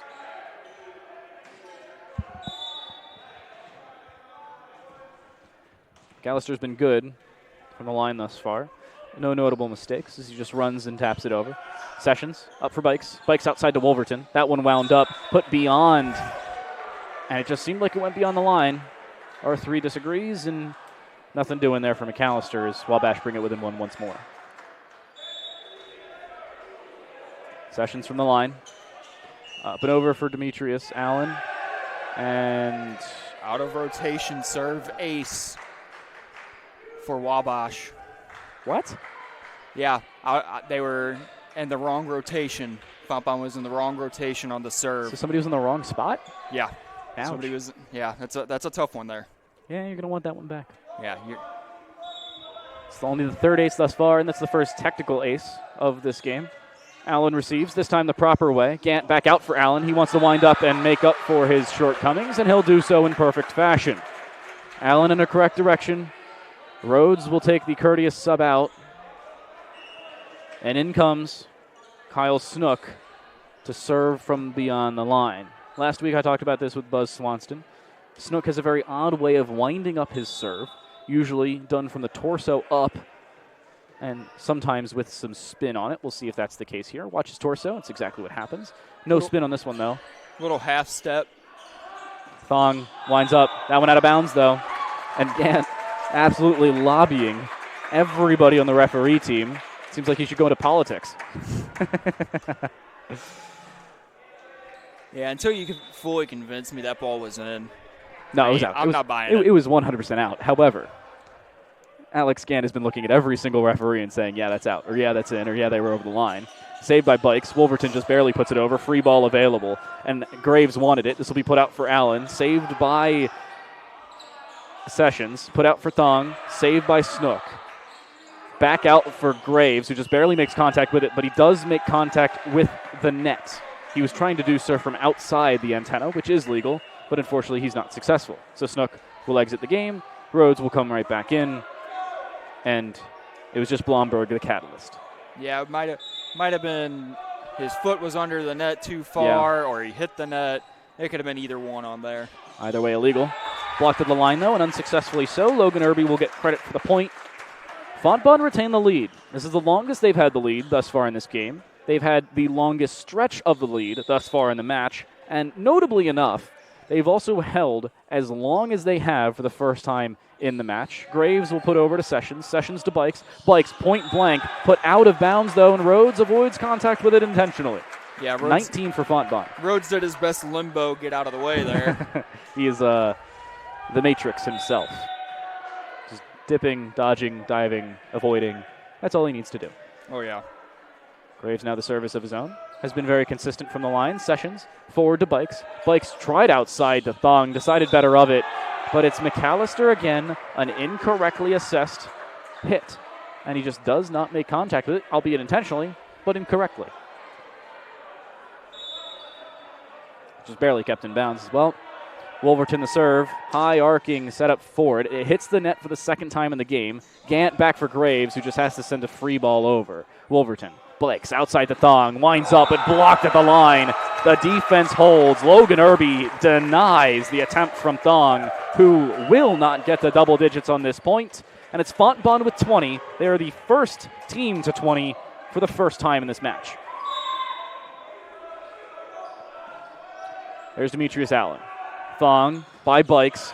They're attempted for Wilson, nothing successful. Bikes back outside for Wolverton. Contact there. Graves saves it. Rhodes does the same, and now Allen with an opportunity. He puts it over, but board holds. Bike back for Sessions, but nothing consequential.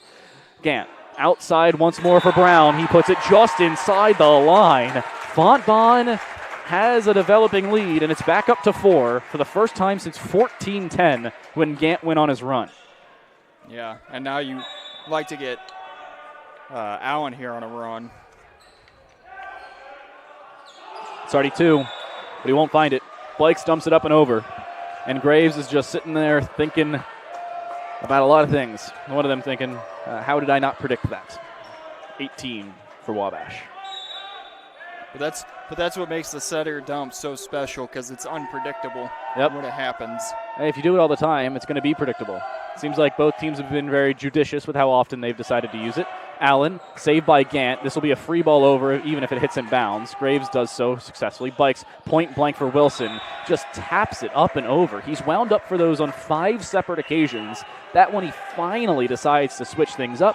And understandably, TJ Vora will call a timeout. Yeah, and Wabash has really responded out of the timeout, down 4, going on a little bit of a run out of that. Got it to tied, and then now they're back down 2. I mean, there's still a lot left to go in this set, and it could be very crucial for Fontbonne because they gotta find a way to hold on to this lead if they want to force at least a 4th set. So how does this develop for Fontbonne? They're still up 2, still in a very decent position, but by no means are they out of the woods just yet. This has to be an easily recoverable set for them if they want to hold. Brief reminder, it is first 1 to 25, win by 2 is required, and Fontbonne are in a great position to do so. The issue still remains, once we reach about the 40th point of the set or so, Fontbonne forgets how to play volleyball and just collapses from there. We've seen this on a couple of occasions. Usually it's after point 35 or so. In this case, it was point 38. 2 in a row now for Wabash. At the timeout for TJ Vora.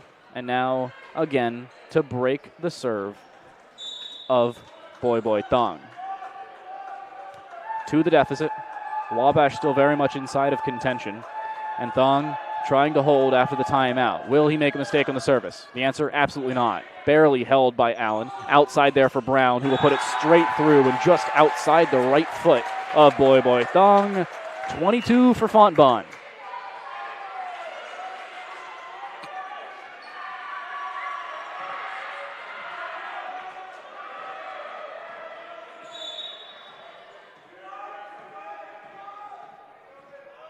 Three-point lead. The service line for the first time today. That's Jake McAllister. Outside there for Davis. And it's successful. Sorry, check that. Wilson is successful. He'll also get the serve in the process.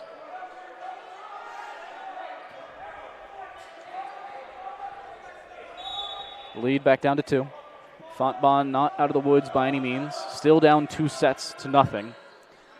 Barely held. Davis tucked under somehow point-blank range by Blomberg. Outside for Sessions, blocked at the net, but still holds in favor of Wabash. The lead down to 1 here, Kyle. This is starting to become a little bit more of a problem point for Fontbonne as it's been a 4-1 run for Wabash. Yeah, and I think if you do not win this point, you got to consider calling that timeout just to maybe slow down the momentum. Gant outside for Brown. Momentum very much back in the favor of Fontbonne. There's a step in the right direction. There is something starting to go the way of the Griffins, and the serve just the same. Last time Gant stepped up, he picked up 4 consecutive points. This time around, only 2 are required. Here's the first of them. Serve will be inside. Bikes tries to dump. This one unsuccessful, predicted well. Graves will dump it right back and over. A joust at the line, however, goes the way of Wabash and just put right in the face of Ryan Rhodes. He couldn't do much about it. And it's Wabash within 1 once more. Yeah. Just nothing Rhodes could do there in that situation. I mean, that's going to be a tough one to swallow, knowing you had a chance to do something. Ooh, Bikes held by Allen. Gant all the way across there for Cameron Graves, who winds up from yesterday and will knock that one home. Fontbonne University set point for the first and only time thus far today.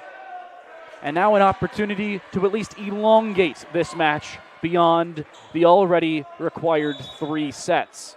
Sam McAllister will be the catalyst to it. He's got at least 1 opportunity. Fontbonne have 2 mulligans for it if they want to avoid what would have to be a 2-point difference. There's Cameron Graves to wind up off of the ill-received set. And it's finally a set to go the way of Fontbonne. The score whittled down 2-1. Fontbonne still very much in the match, but they need a lot of help to bring it back. We'll come back to Fontbonne University in St. Louis, Missouri. And we'll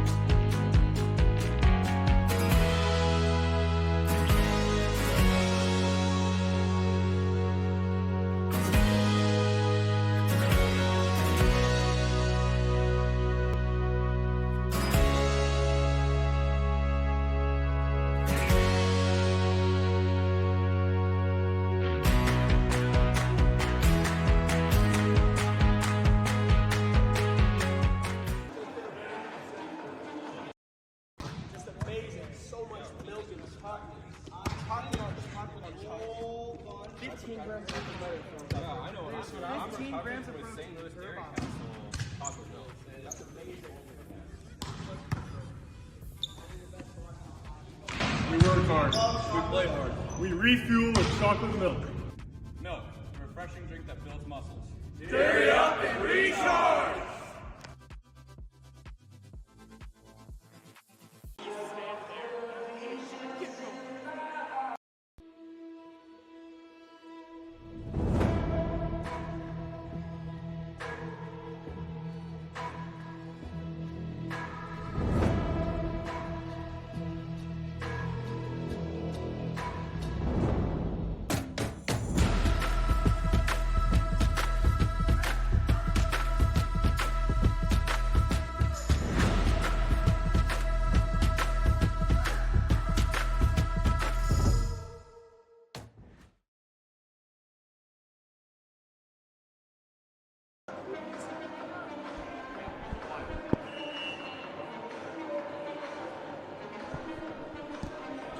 Welcome back to Maybe Gymnasium at Fontbonne University in St. Louis, Missouri, where Fontbonne hosts WABASH in a best-of-5 sets.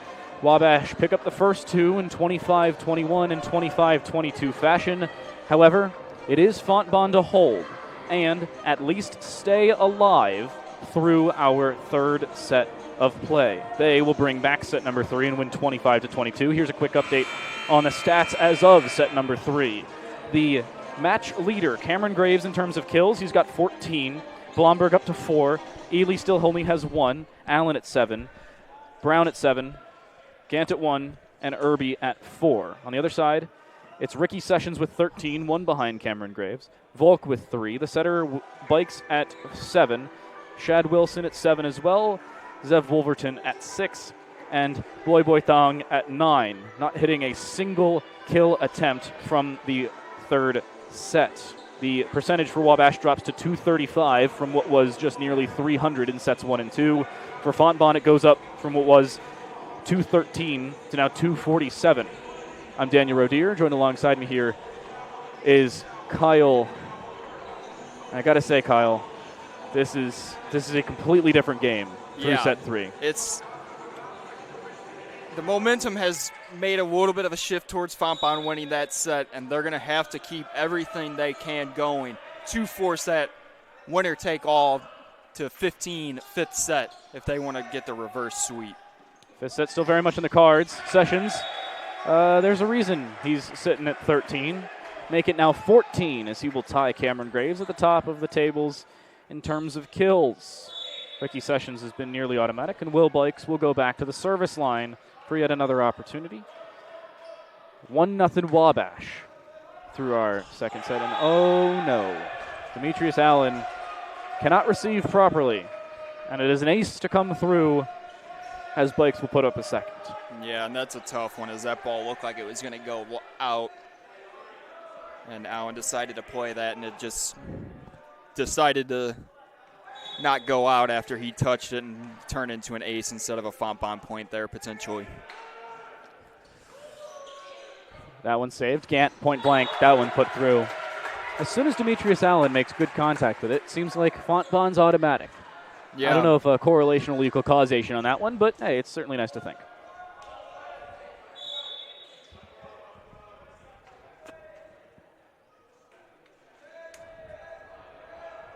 Throw off his kill. Josh Blomberg will serve. Bikes to receive, tries the dump. And this one an early one for Wabash.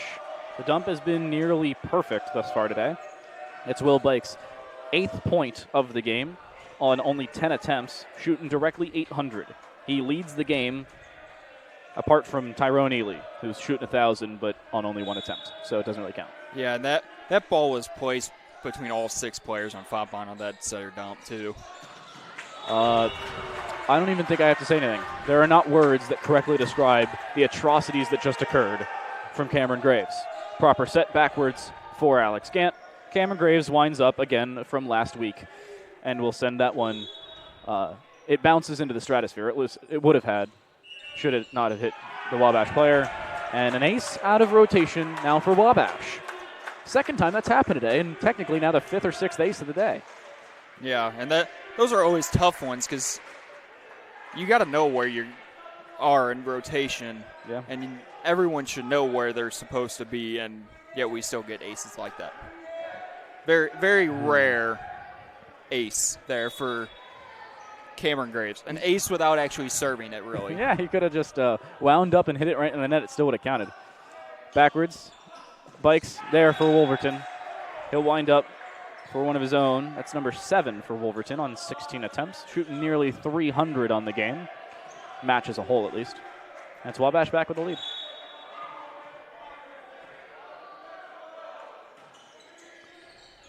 Service there. Gant will recover, put it all the way over. Actually back for Demetrius Allen, who just slots it between both blockers. How in the world did that one sneak through? Magic. Gotta be. That's my best answer. Anytime a ball sneaks through both blockers like that. Especially that slow. Yeah. It was not speedy by any means. Yeah, Demetrius Allen's had a few of them. It's not like he wound up. Sessions will have to recover. This one just be slotted over. Oh, no, it won't.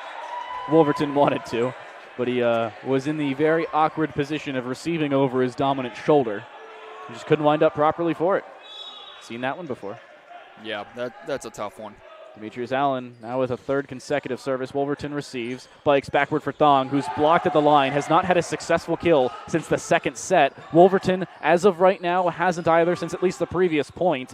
And backwards for Brown. At the line, Bikes will save. Thong will have to give a free ball over. And here's an opportunity, but Gant does not recover properly. And Graves will have to give a free ball back. Bikes point blank, but not properly recovered by Shad Wilson, who completely misses his kill opportunity. And Fontbonne extend their lead to 2. Yeah, that was definitely a wasted opportunity, and it might have been a missed call there. Yeah. As it looked like the setter for Wabash was in the net there earlier in the play. Allen, Wolverton towards Bikes. It will be recovered by Cameron Graves, attempted to be dug out by Demetrius Allen as he falls into the bleachers. He won't be injured, but he also won't get the point. Yeah, I like the effort, but when it gets that far back and it's that close to the bleachers, it's not going to be possible to really dig that back over. That single point is not worth your shins. No. It's just not. It's nice for the attempt. Or anything else. Yeah. Thung, Graves saves. Gant backwards there for Brown. 2 players trip over each other on Wabash, so it will have to be set on the close side, and it's blocked right over the net, held by both Gant and Irby. And it'll be Fontbonne now up 2, and they're holding. They've held the lead for a little while here in this 4th set. Steps in the right direction as Logan Irby has an opportunity back the other way. The 6'3 junior from St. Louis will put it right in the net. And there's our first one short for Fontbonne on the serve. Honestly, the fact that it took that long, a little surprising. We've seen some service faults on both sides. Now both short and long for each team as well. We've nearly had a foot fault. We've had out of rotation. And we've had one go too far. Teams trade, miss-hit, serves, and That ball was way out of there. I mean, it was a great hit. It was on line. It was also inside the basketball court. It's not inside the volleyball court. And that's the one that matters today. Alex Gant, saved by the libero. Outside for Ricky Sessions, who at this point, I believe will take the lead, or at least once more tie it with Cameron Graves. 16 kills. That is insanity. It was 17 through 4 sets for Cameron Graves just last week against Calvin. We'll see if that number grows. Gant outside for Graves. He wants that number to grow, and it will. You guessed it. There's Graves once more. And surprisingly, we are not even close to the highest total that I have ever seen in my life. I've seen a guy from Pepperdine when I was over at McKendree put up 33 kills in a 5-set match. So notably enough, Cameron Graves only took 33 attempts through 3 sets. He's probably up to about 37 now. Set point blank, denied. Bikes will get a free ball back, though. Bikes outside for Sessions, who had to tip it over. Won't be successful in doing so, but the block will go outside the line. And again, a game of inches currently being held to just centimeters. The lead whittled down to just 1 as Bikes will step up to serve once more.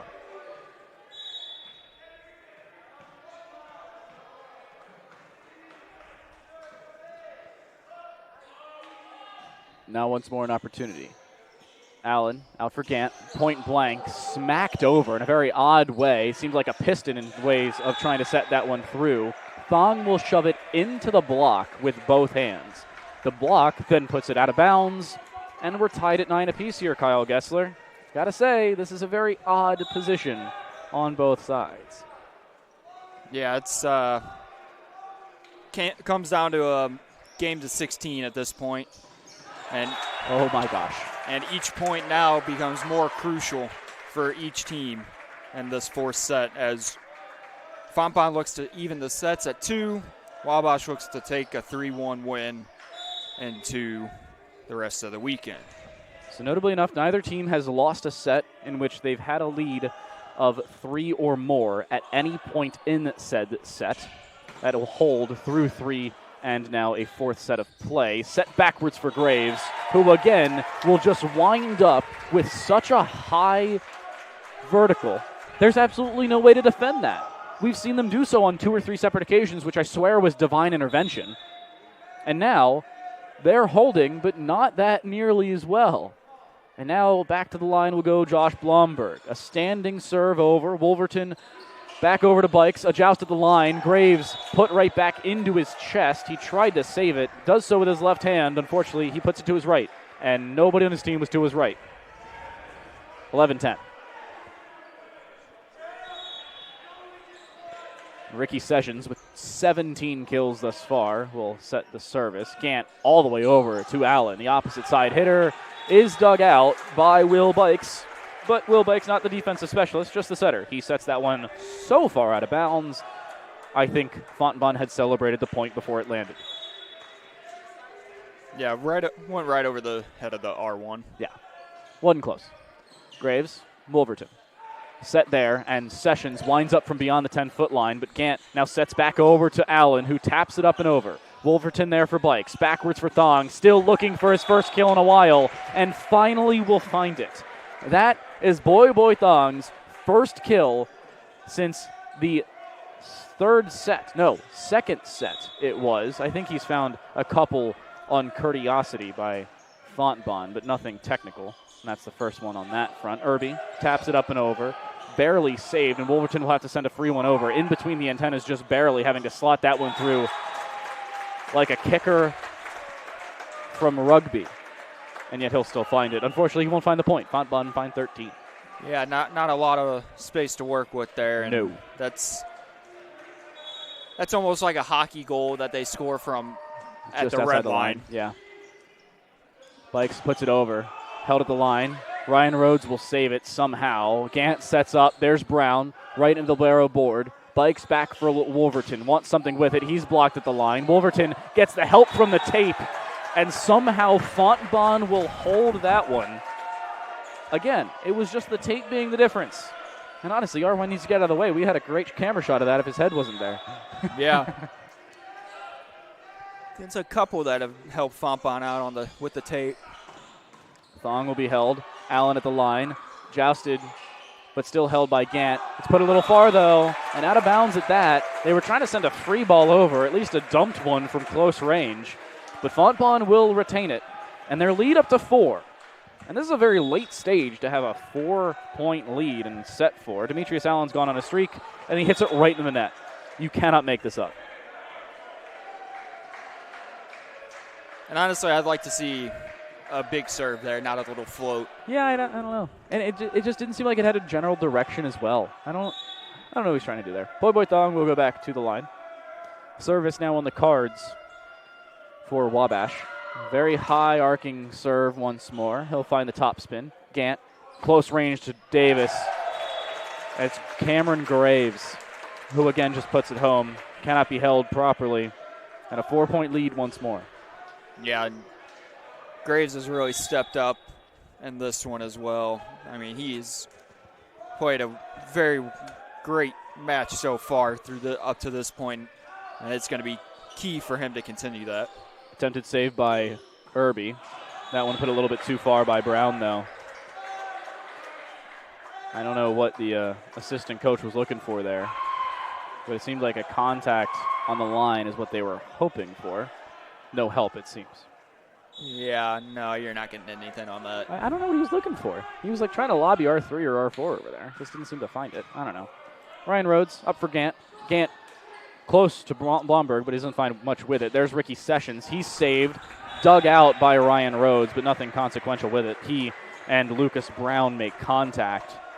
They don't find much. That lead can quickly dwindle. It already has. It's down to 2. Yeah. Wabash has shown that they are not going to go out easily. Here's Wolverton.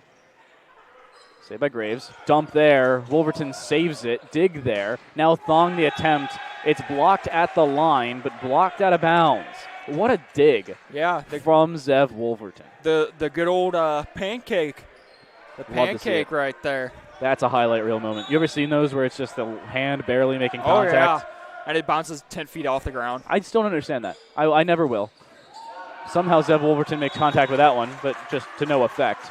Fontbonne will go up to 17, and that streak of 3 is finally broken. But the lead has dwindled in the past few points.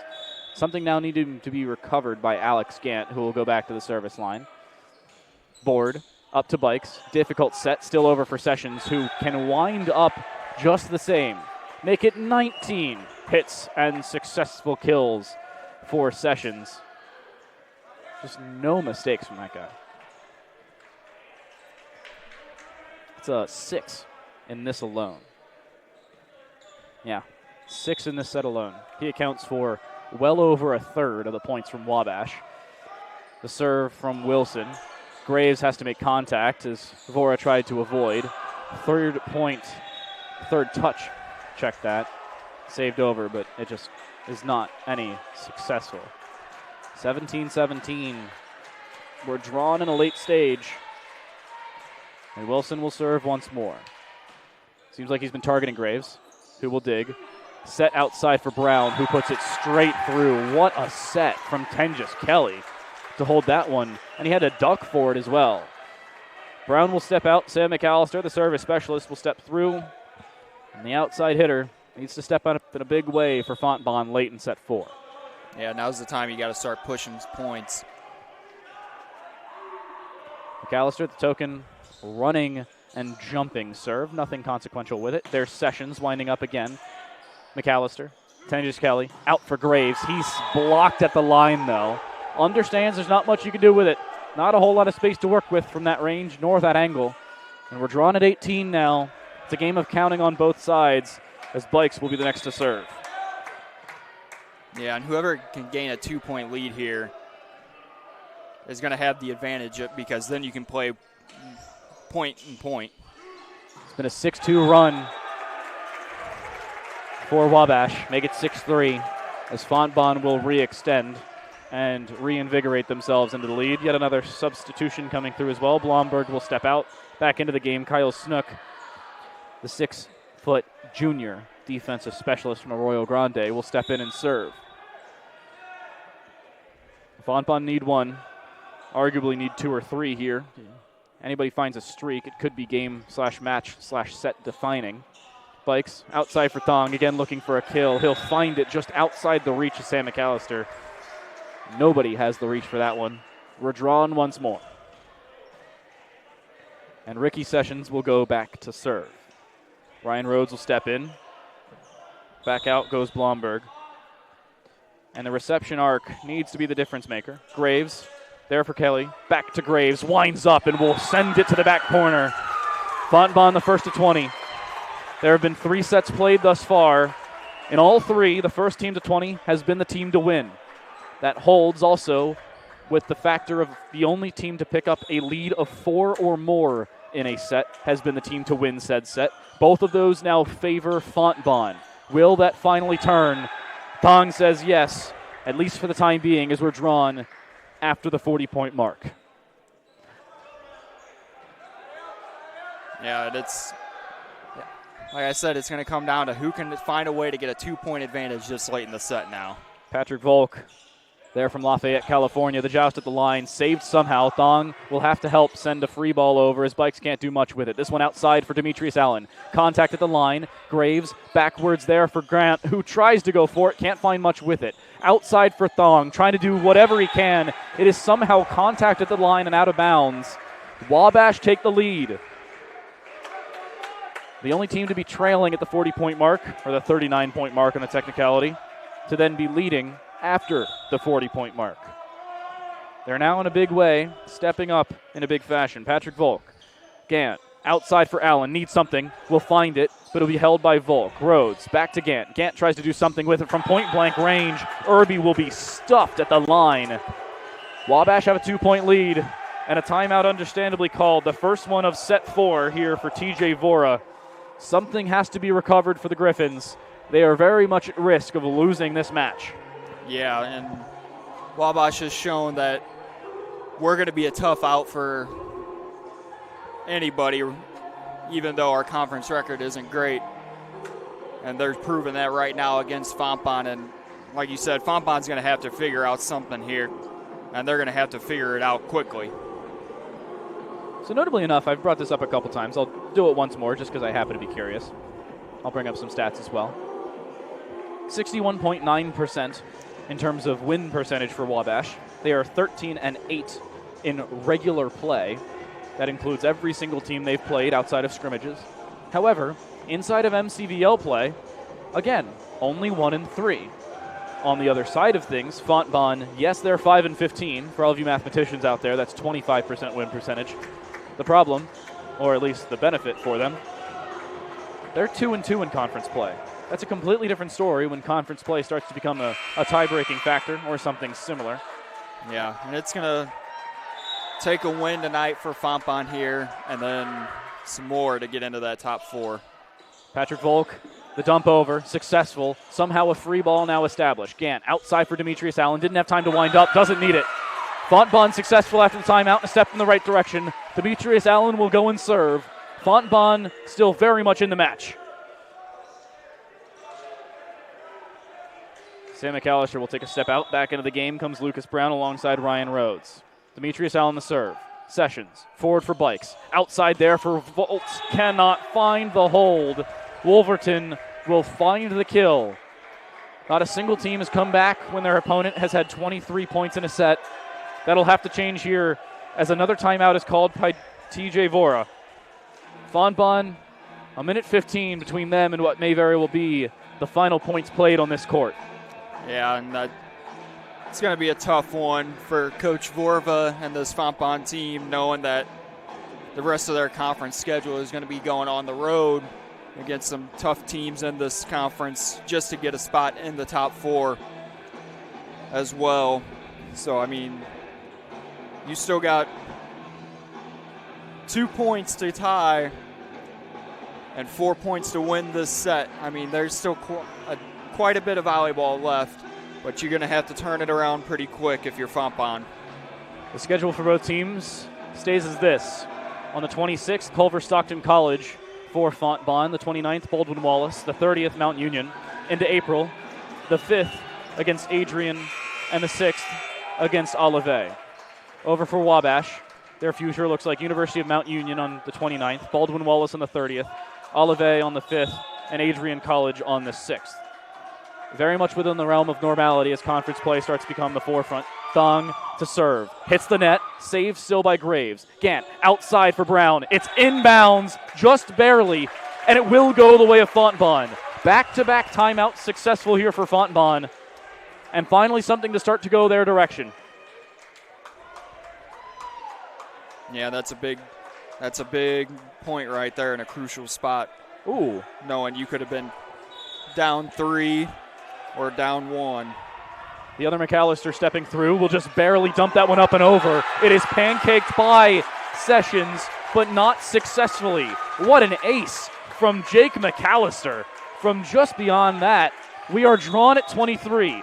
This is the first time that both teams have reached the 23 mark or more in a single set. It'll also be the closest set thus far. McAllister a second serve. Sessions receives this one proper. Wolverton will indeed get that one past the blockers, though. It is now set and match point for Wabash.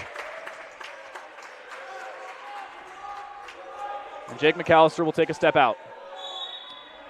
Graves, Allen, and Rhodes make up the back line of Fontbonne for what may be the final point for men's volleyball on this court. It is somehow going to hit. Lucas Brown, a disaster to close, and chaos to end it. Fontbonne University, what may be their final home match as a school for men's volleyball, was destined to go out of bounds, hits Lucas Brown, and Wabash will win a nail-biter in 4 sets. 25-21, 25-22, 22-25, and the closest set thus far is also the most heartbreaking.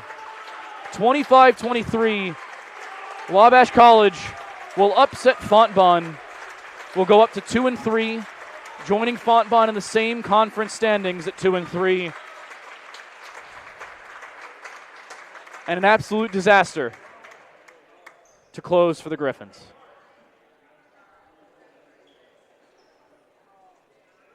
I can't believe it.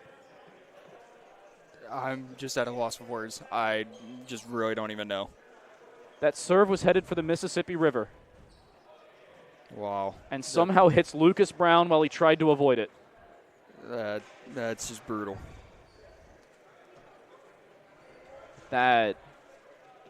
Oh my goodness.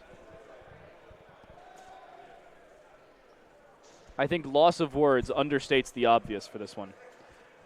We're going to take a step back, take our final break of the day. When we come back, the 3 seniors will join us for what may very well be the final home interview for fun.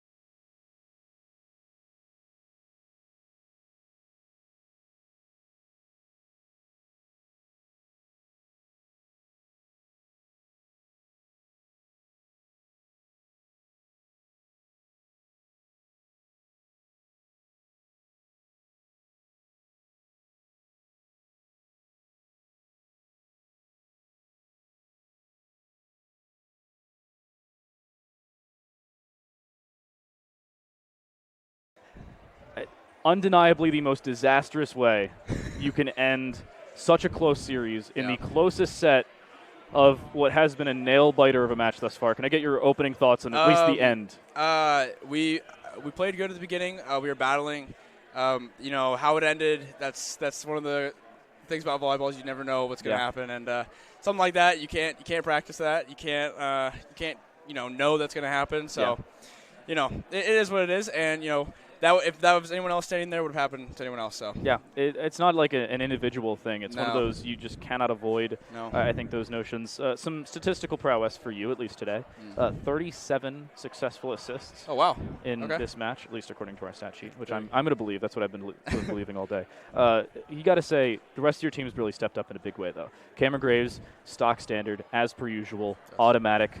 The only time he was denied was from point-blank range when he didn't have any extra angles, and there's really nothing he can do about that one. Your sets were on point. Your communication for the team was nearly perfect.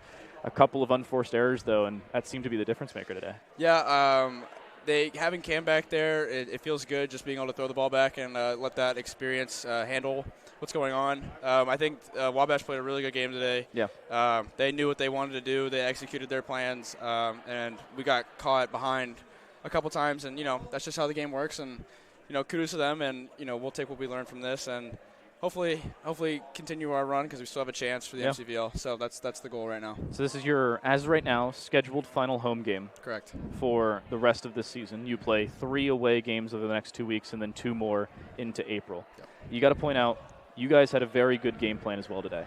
Will Bikes, the setter number 16 on the other side for Wabash, seemed to just have your number, though, on those sets. The dumps were nearly perfect, and I think only one of them was countered. What's that look like for you trying to prepare for something like that? Well, you hear us on the court. We're saying sets up. We're expecting something like that. Yeah. Me being a setter, there's a lot going on. I know I have to play defense first, but being a setter and arrogant as I am, I want to play. I want to get the next ball so I can just set.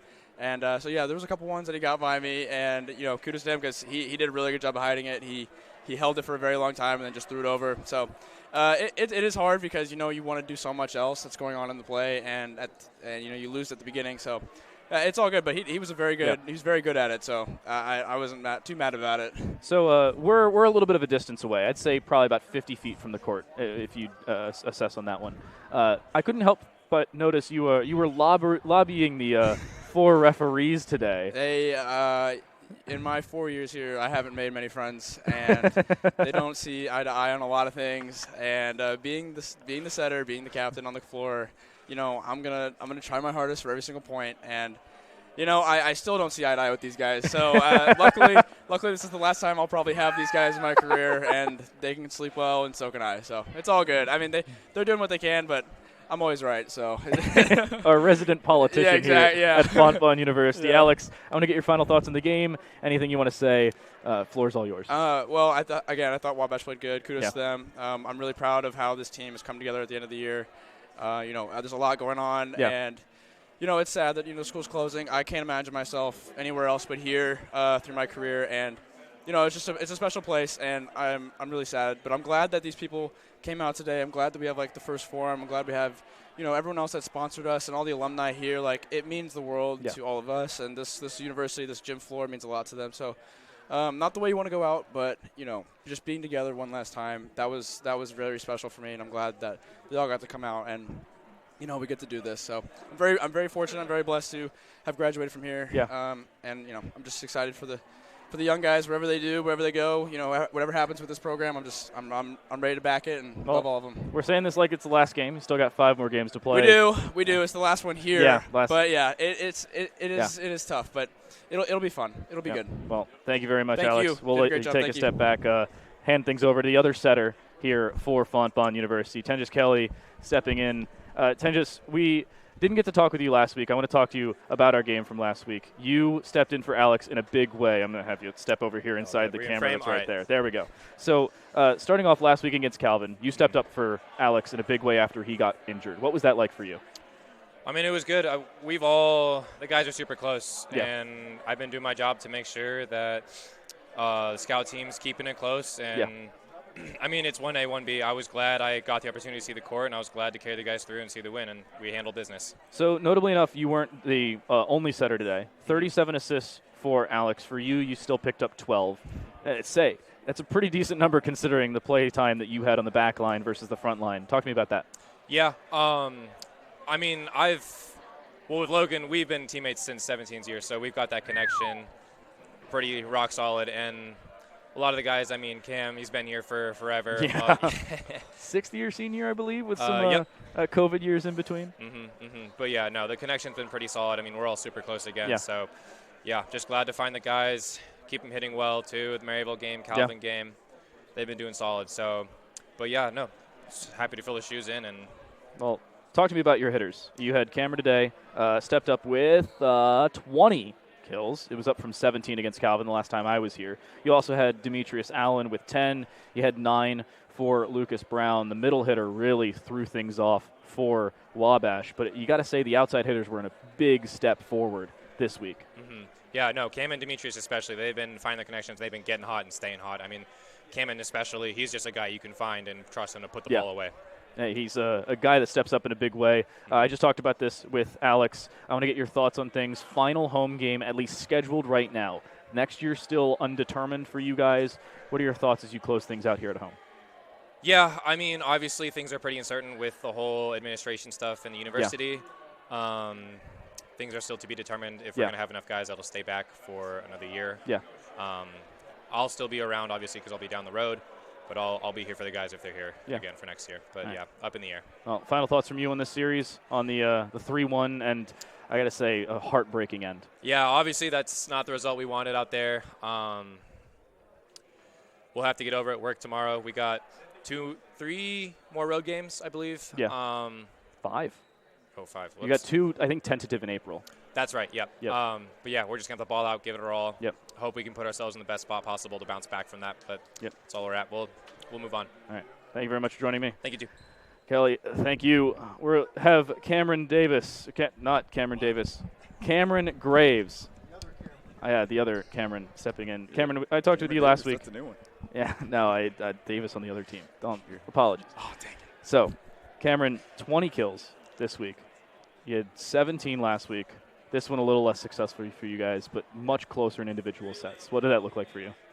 Honestly, as far as the sets and everything went, I feel like we did everything perfectly. Yeah. They definitely outplayed us defensively. That was a big shocker. I mean, shout out to, them for doing, taking care of everything on their end. Yeah. I mean, you guys had a much better defense into set 3. Set 4 was about as even as things got, but sets 1 and 2 was really the difference maker for you guys. You lost 25-21 and 25-22, and that defense could have stepped up in a big way. What did you guys talk about going into set 3 to change things? So going into step 3, it was more of we definitely played tight within those first 2 sets. With senior night and everything, everybody's, of course, up hyped and cheerful. Oh, yeah, we were all very jittery.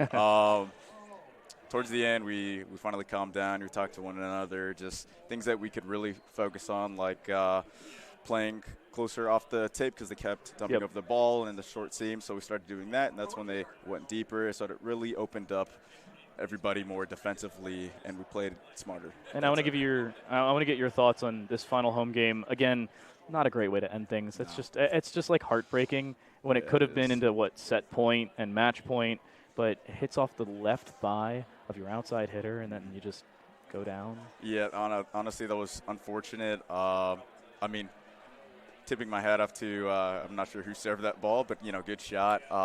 Zev Wolverton. I can't even pronounce that last name. But it was very unfortunate. I know that we're all very sad, last home game. Senior night. Yeah, senior night, But I'm going to miss everybody, all the connections here, especially all the 6 years that I've been here. Yeah. So. And final thoughts from you as a Fontbonne Griffin. Anything you want to say to the camera before we let you go? To all my family friends that are out there right now, I love you. Thank you so much for supporting me throughout these years. I couldn't have done it without you. And I want you to know that I can't wait to come home and party with all of you. So, Cameron, thank you very much for joining me. You. 20 kills on the day through 4 full sets. We'll let him take a step back. TJ Vora, the head coach, talked with him last week. We'll get his thoughts once more. TJ, this is a lot closer of a set and series than we had just last week. You can take a look at the stats yourself. I have the final numbers here as well. This was a 4-setter that ended with no more than 4 points between any of the sets. Yeah, it was tough. I mean, WABASH is looking good. They picked up a couple outsides. One of them's an older guy, one of them's a freshman, but we just couldn't stop them. I mean, I'm looking at their stats, and, it's 19 kills and 16 kills, and it was getting very obvious, and we weren't able to slow them down. A few times we did, but over a 4-set match, we had to shut them down a couple more times, just a couple points here and there, but that's the difference. So I want to talk to you about the defense into set 1 and 2, or in this case, a lack thereof. You guys had some difficulties on the defensive side. They seemed picture perfect on that defense. Yeah. What did you change into set 3? Cameron said you guys just seemed to play a little bit too tight. Everybody's still amped up from the fact it's senior night, last home game. What changed into set 3 to make you guys so successful? I agree with Cam. I mean, we practice defense. We preach defense day in and day out. Our last game against Maryville, Division I school, we played flawless defense. We were actually the more aggressive team in that match. This one, we seemed a little timid. There's a lot of weight on the boys. Yeah. Not to give excuses, that's not who we are, but, I mean, this is one of the hardest things a lot of us have had to deal with. And, the weight of the situation, this might very well be the last home game ever played with a Fontbonne men's volleyball program. And I think for the first 2 sets, it was just a lot of weight on these kids' shoulders. And we got, 4 freshmen, new guys in the lineup. It's a lot. It's a lot to handle. But once we got a little more comfortable in that third set, we started just playing volleyball, focusing on volleyball only. And that's when you saw the more comfortable defense, and that carried over into the fourth set as well. So fourth set, you guys started off well. No beating around the bush. Fourth set was nearly great. You had a 16-12 lead, but that lead started to dwindle once you got to about the 35th point or so, and it just seemed disastrous afterwards. Talk to me about what the problem was up until about 45th point or so. You guys had those problems. Yeah, I mean, the problems were kind of consistent most of the game. They got kind of exploited towards the end. They stayed aggressive. We got a little conservative. We were trying not to make mistakes, trying not to lose points rather than gain points. WABASH wanted each point every single time. You saw it. It was like balls were flying all over the gym, but they're still getting hard-driven balls because they played, fearless. Right now, when we had that kind of same situation, it was a lot of, tips and rolls, don't make the mistake, don't make the mistake. And at this level, in the MCVL especially, you just have to go for it. Hey, speaking of the MCVL, this is another conference game for you guys. This one doesn't go your way. You fall to 2-3 in conference play. I believe that's 5-16 overall. Yep. What's that look like for you guys? You still have 3 definitively scheduled games, with I believe 2 more tentatively scheduled into the first week of April. What's that look for you guys towards the end of the season? We got to win out. It's as simple as that. To be a competitor here, we have to win our last 4 games. We have a non-conference game where we'll be able to get some new bodies in, especially. But we got 2 big ones in Ohio, 2 big ones in Adrian and Olivet, Michigan.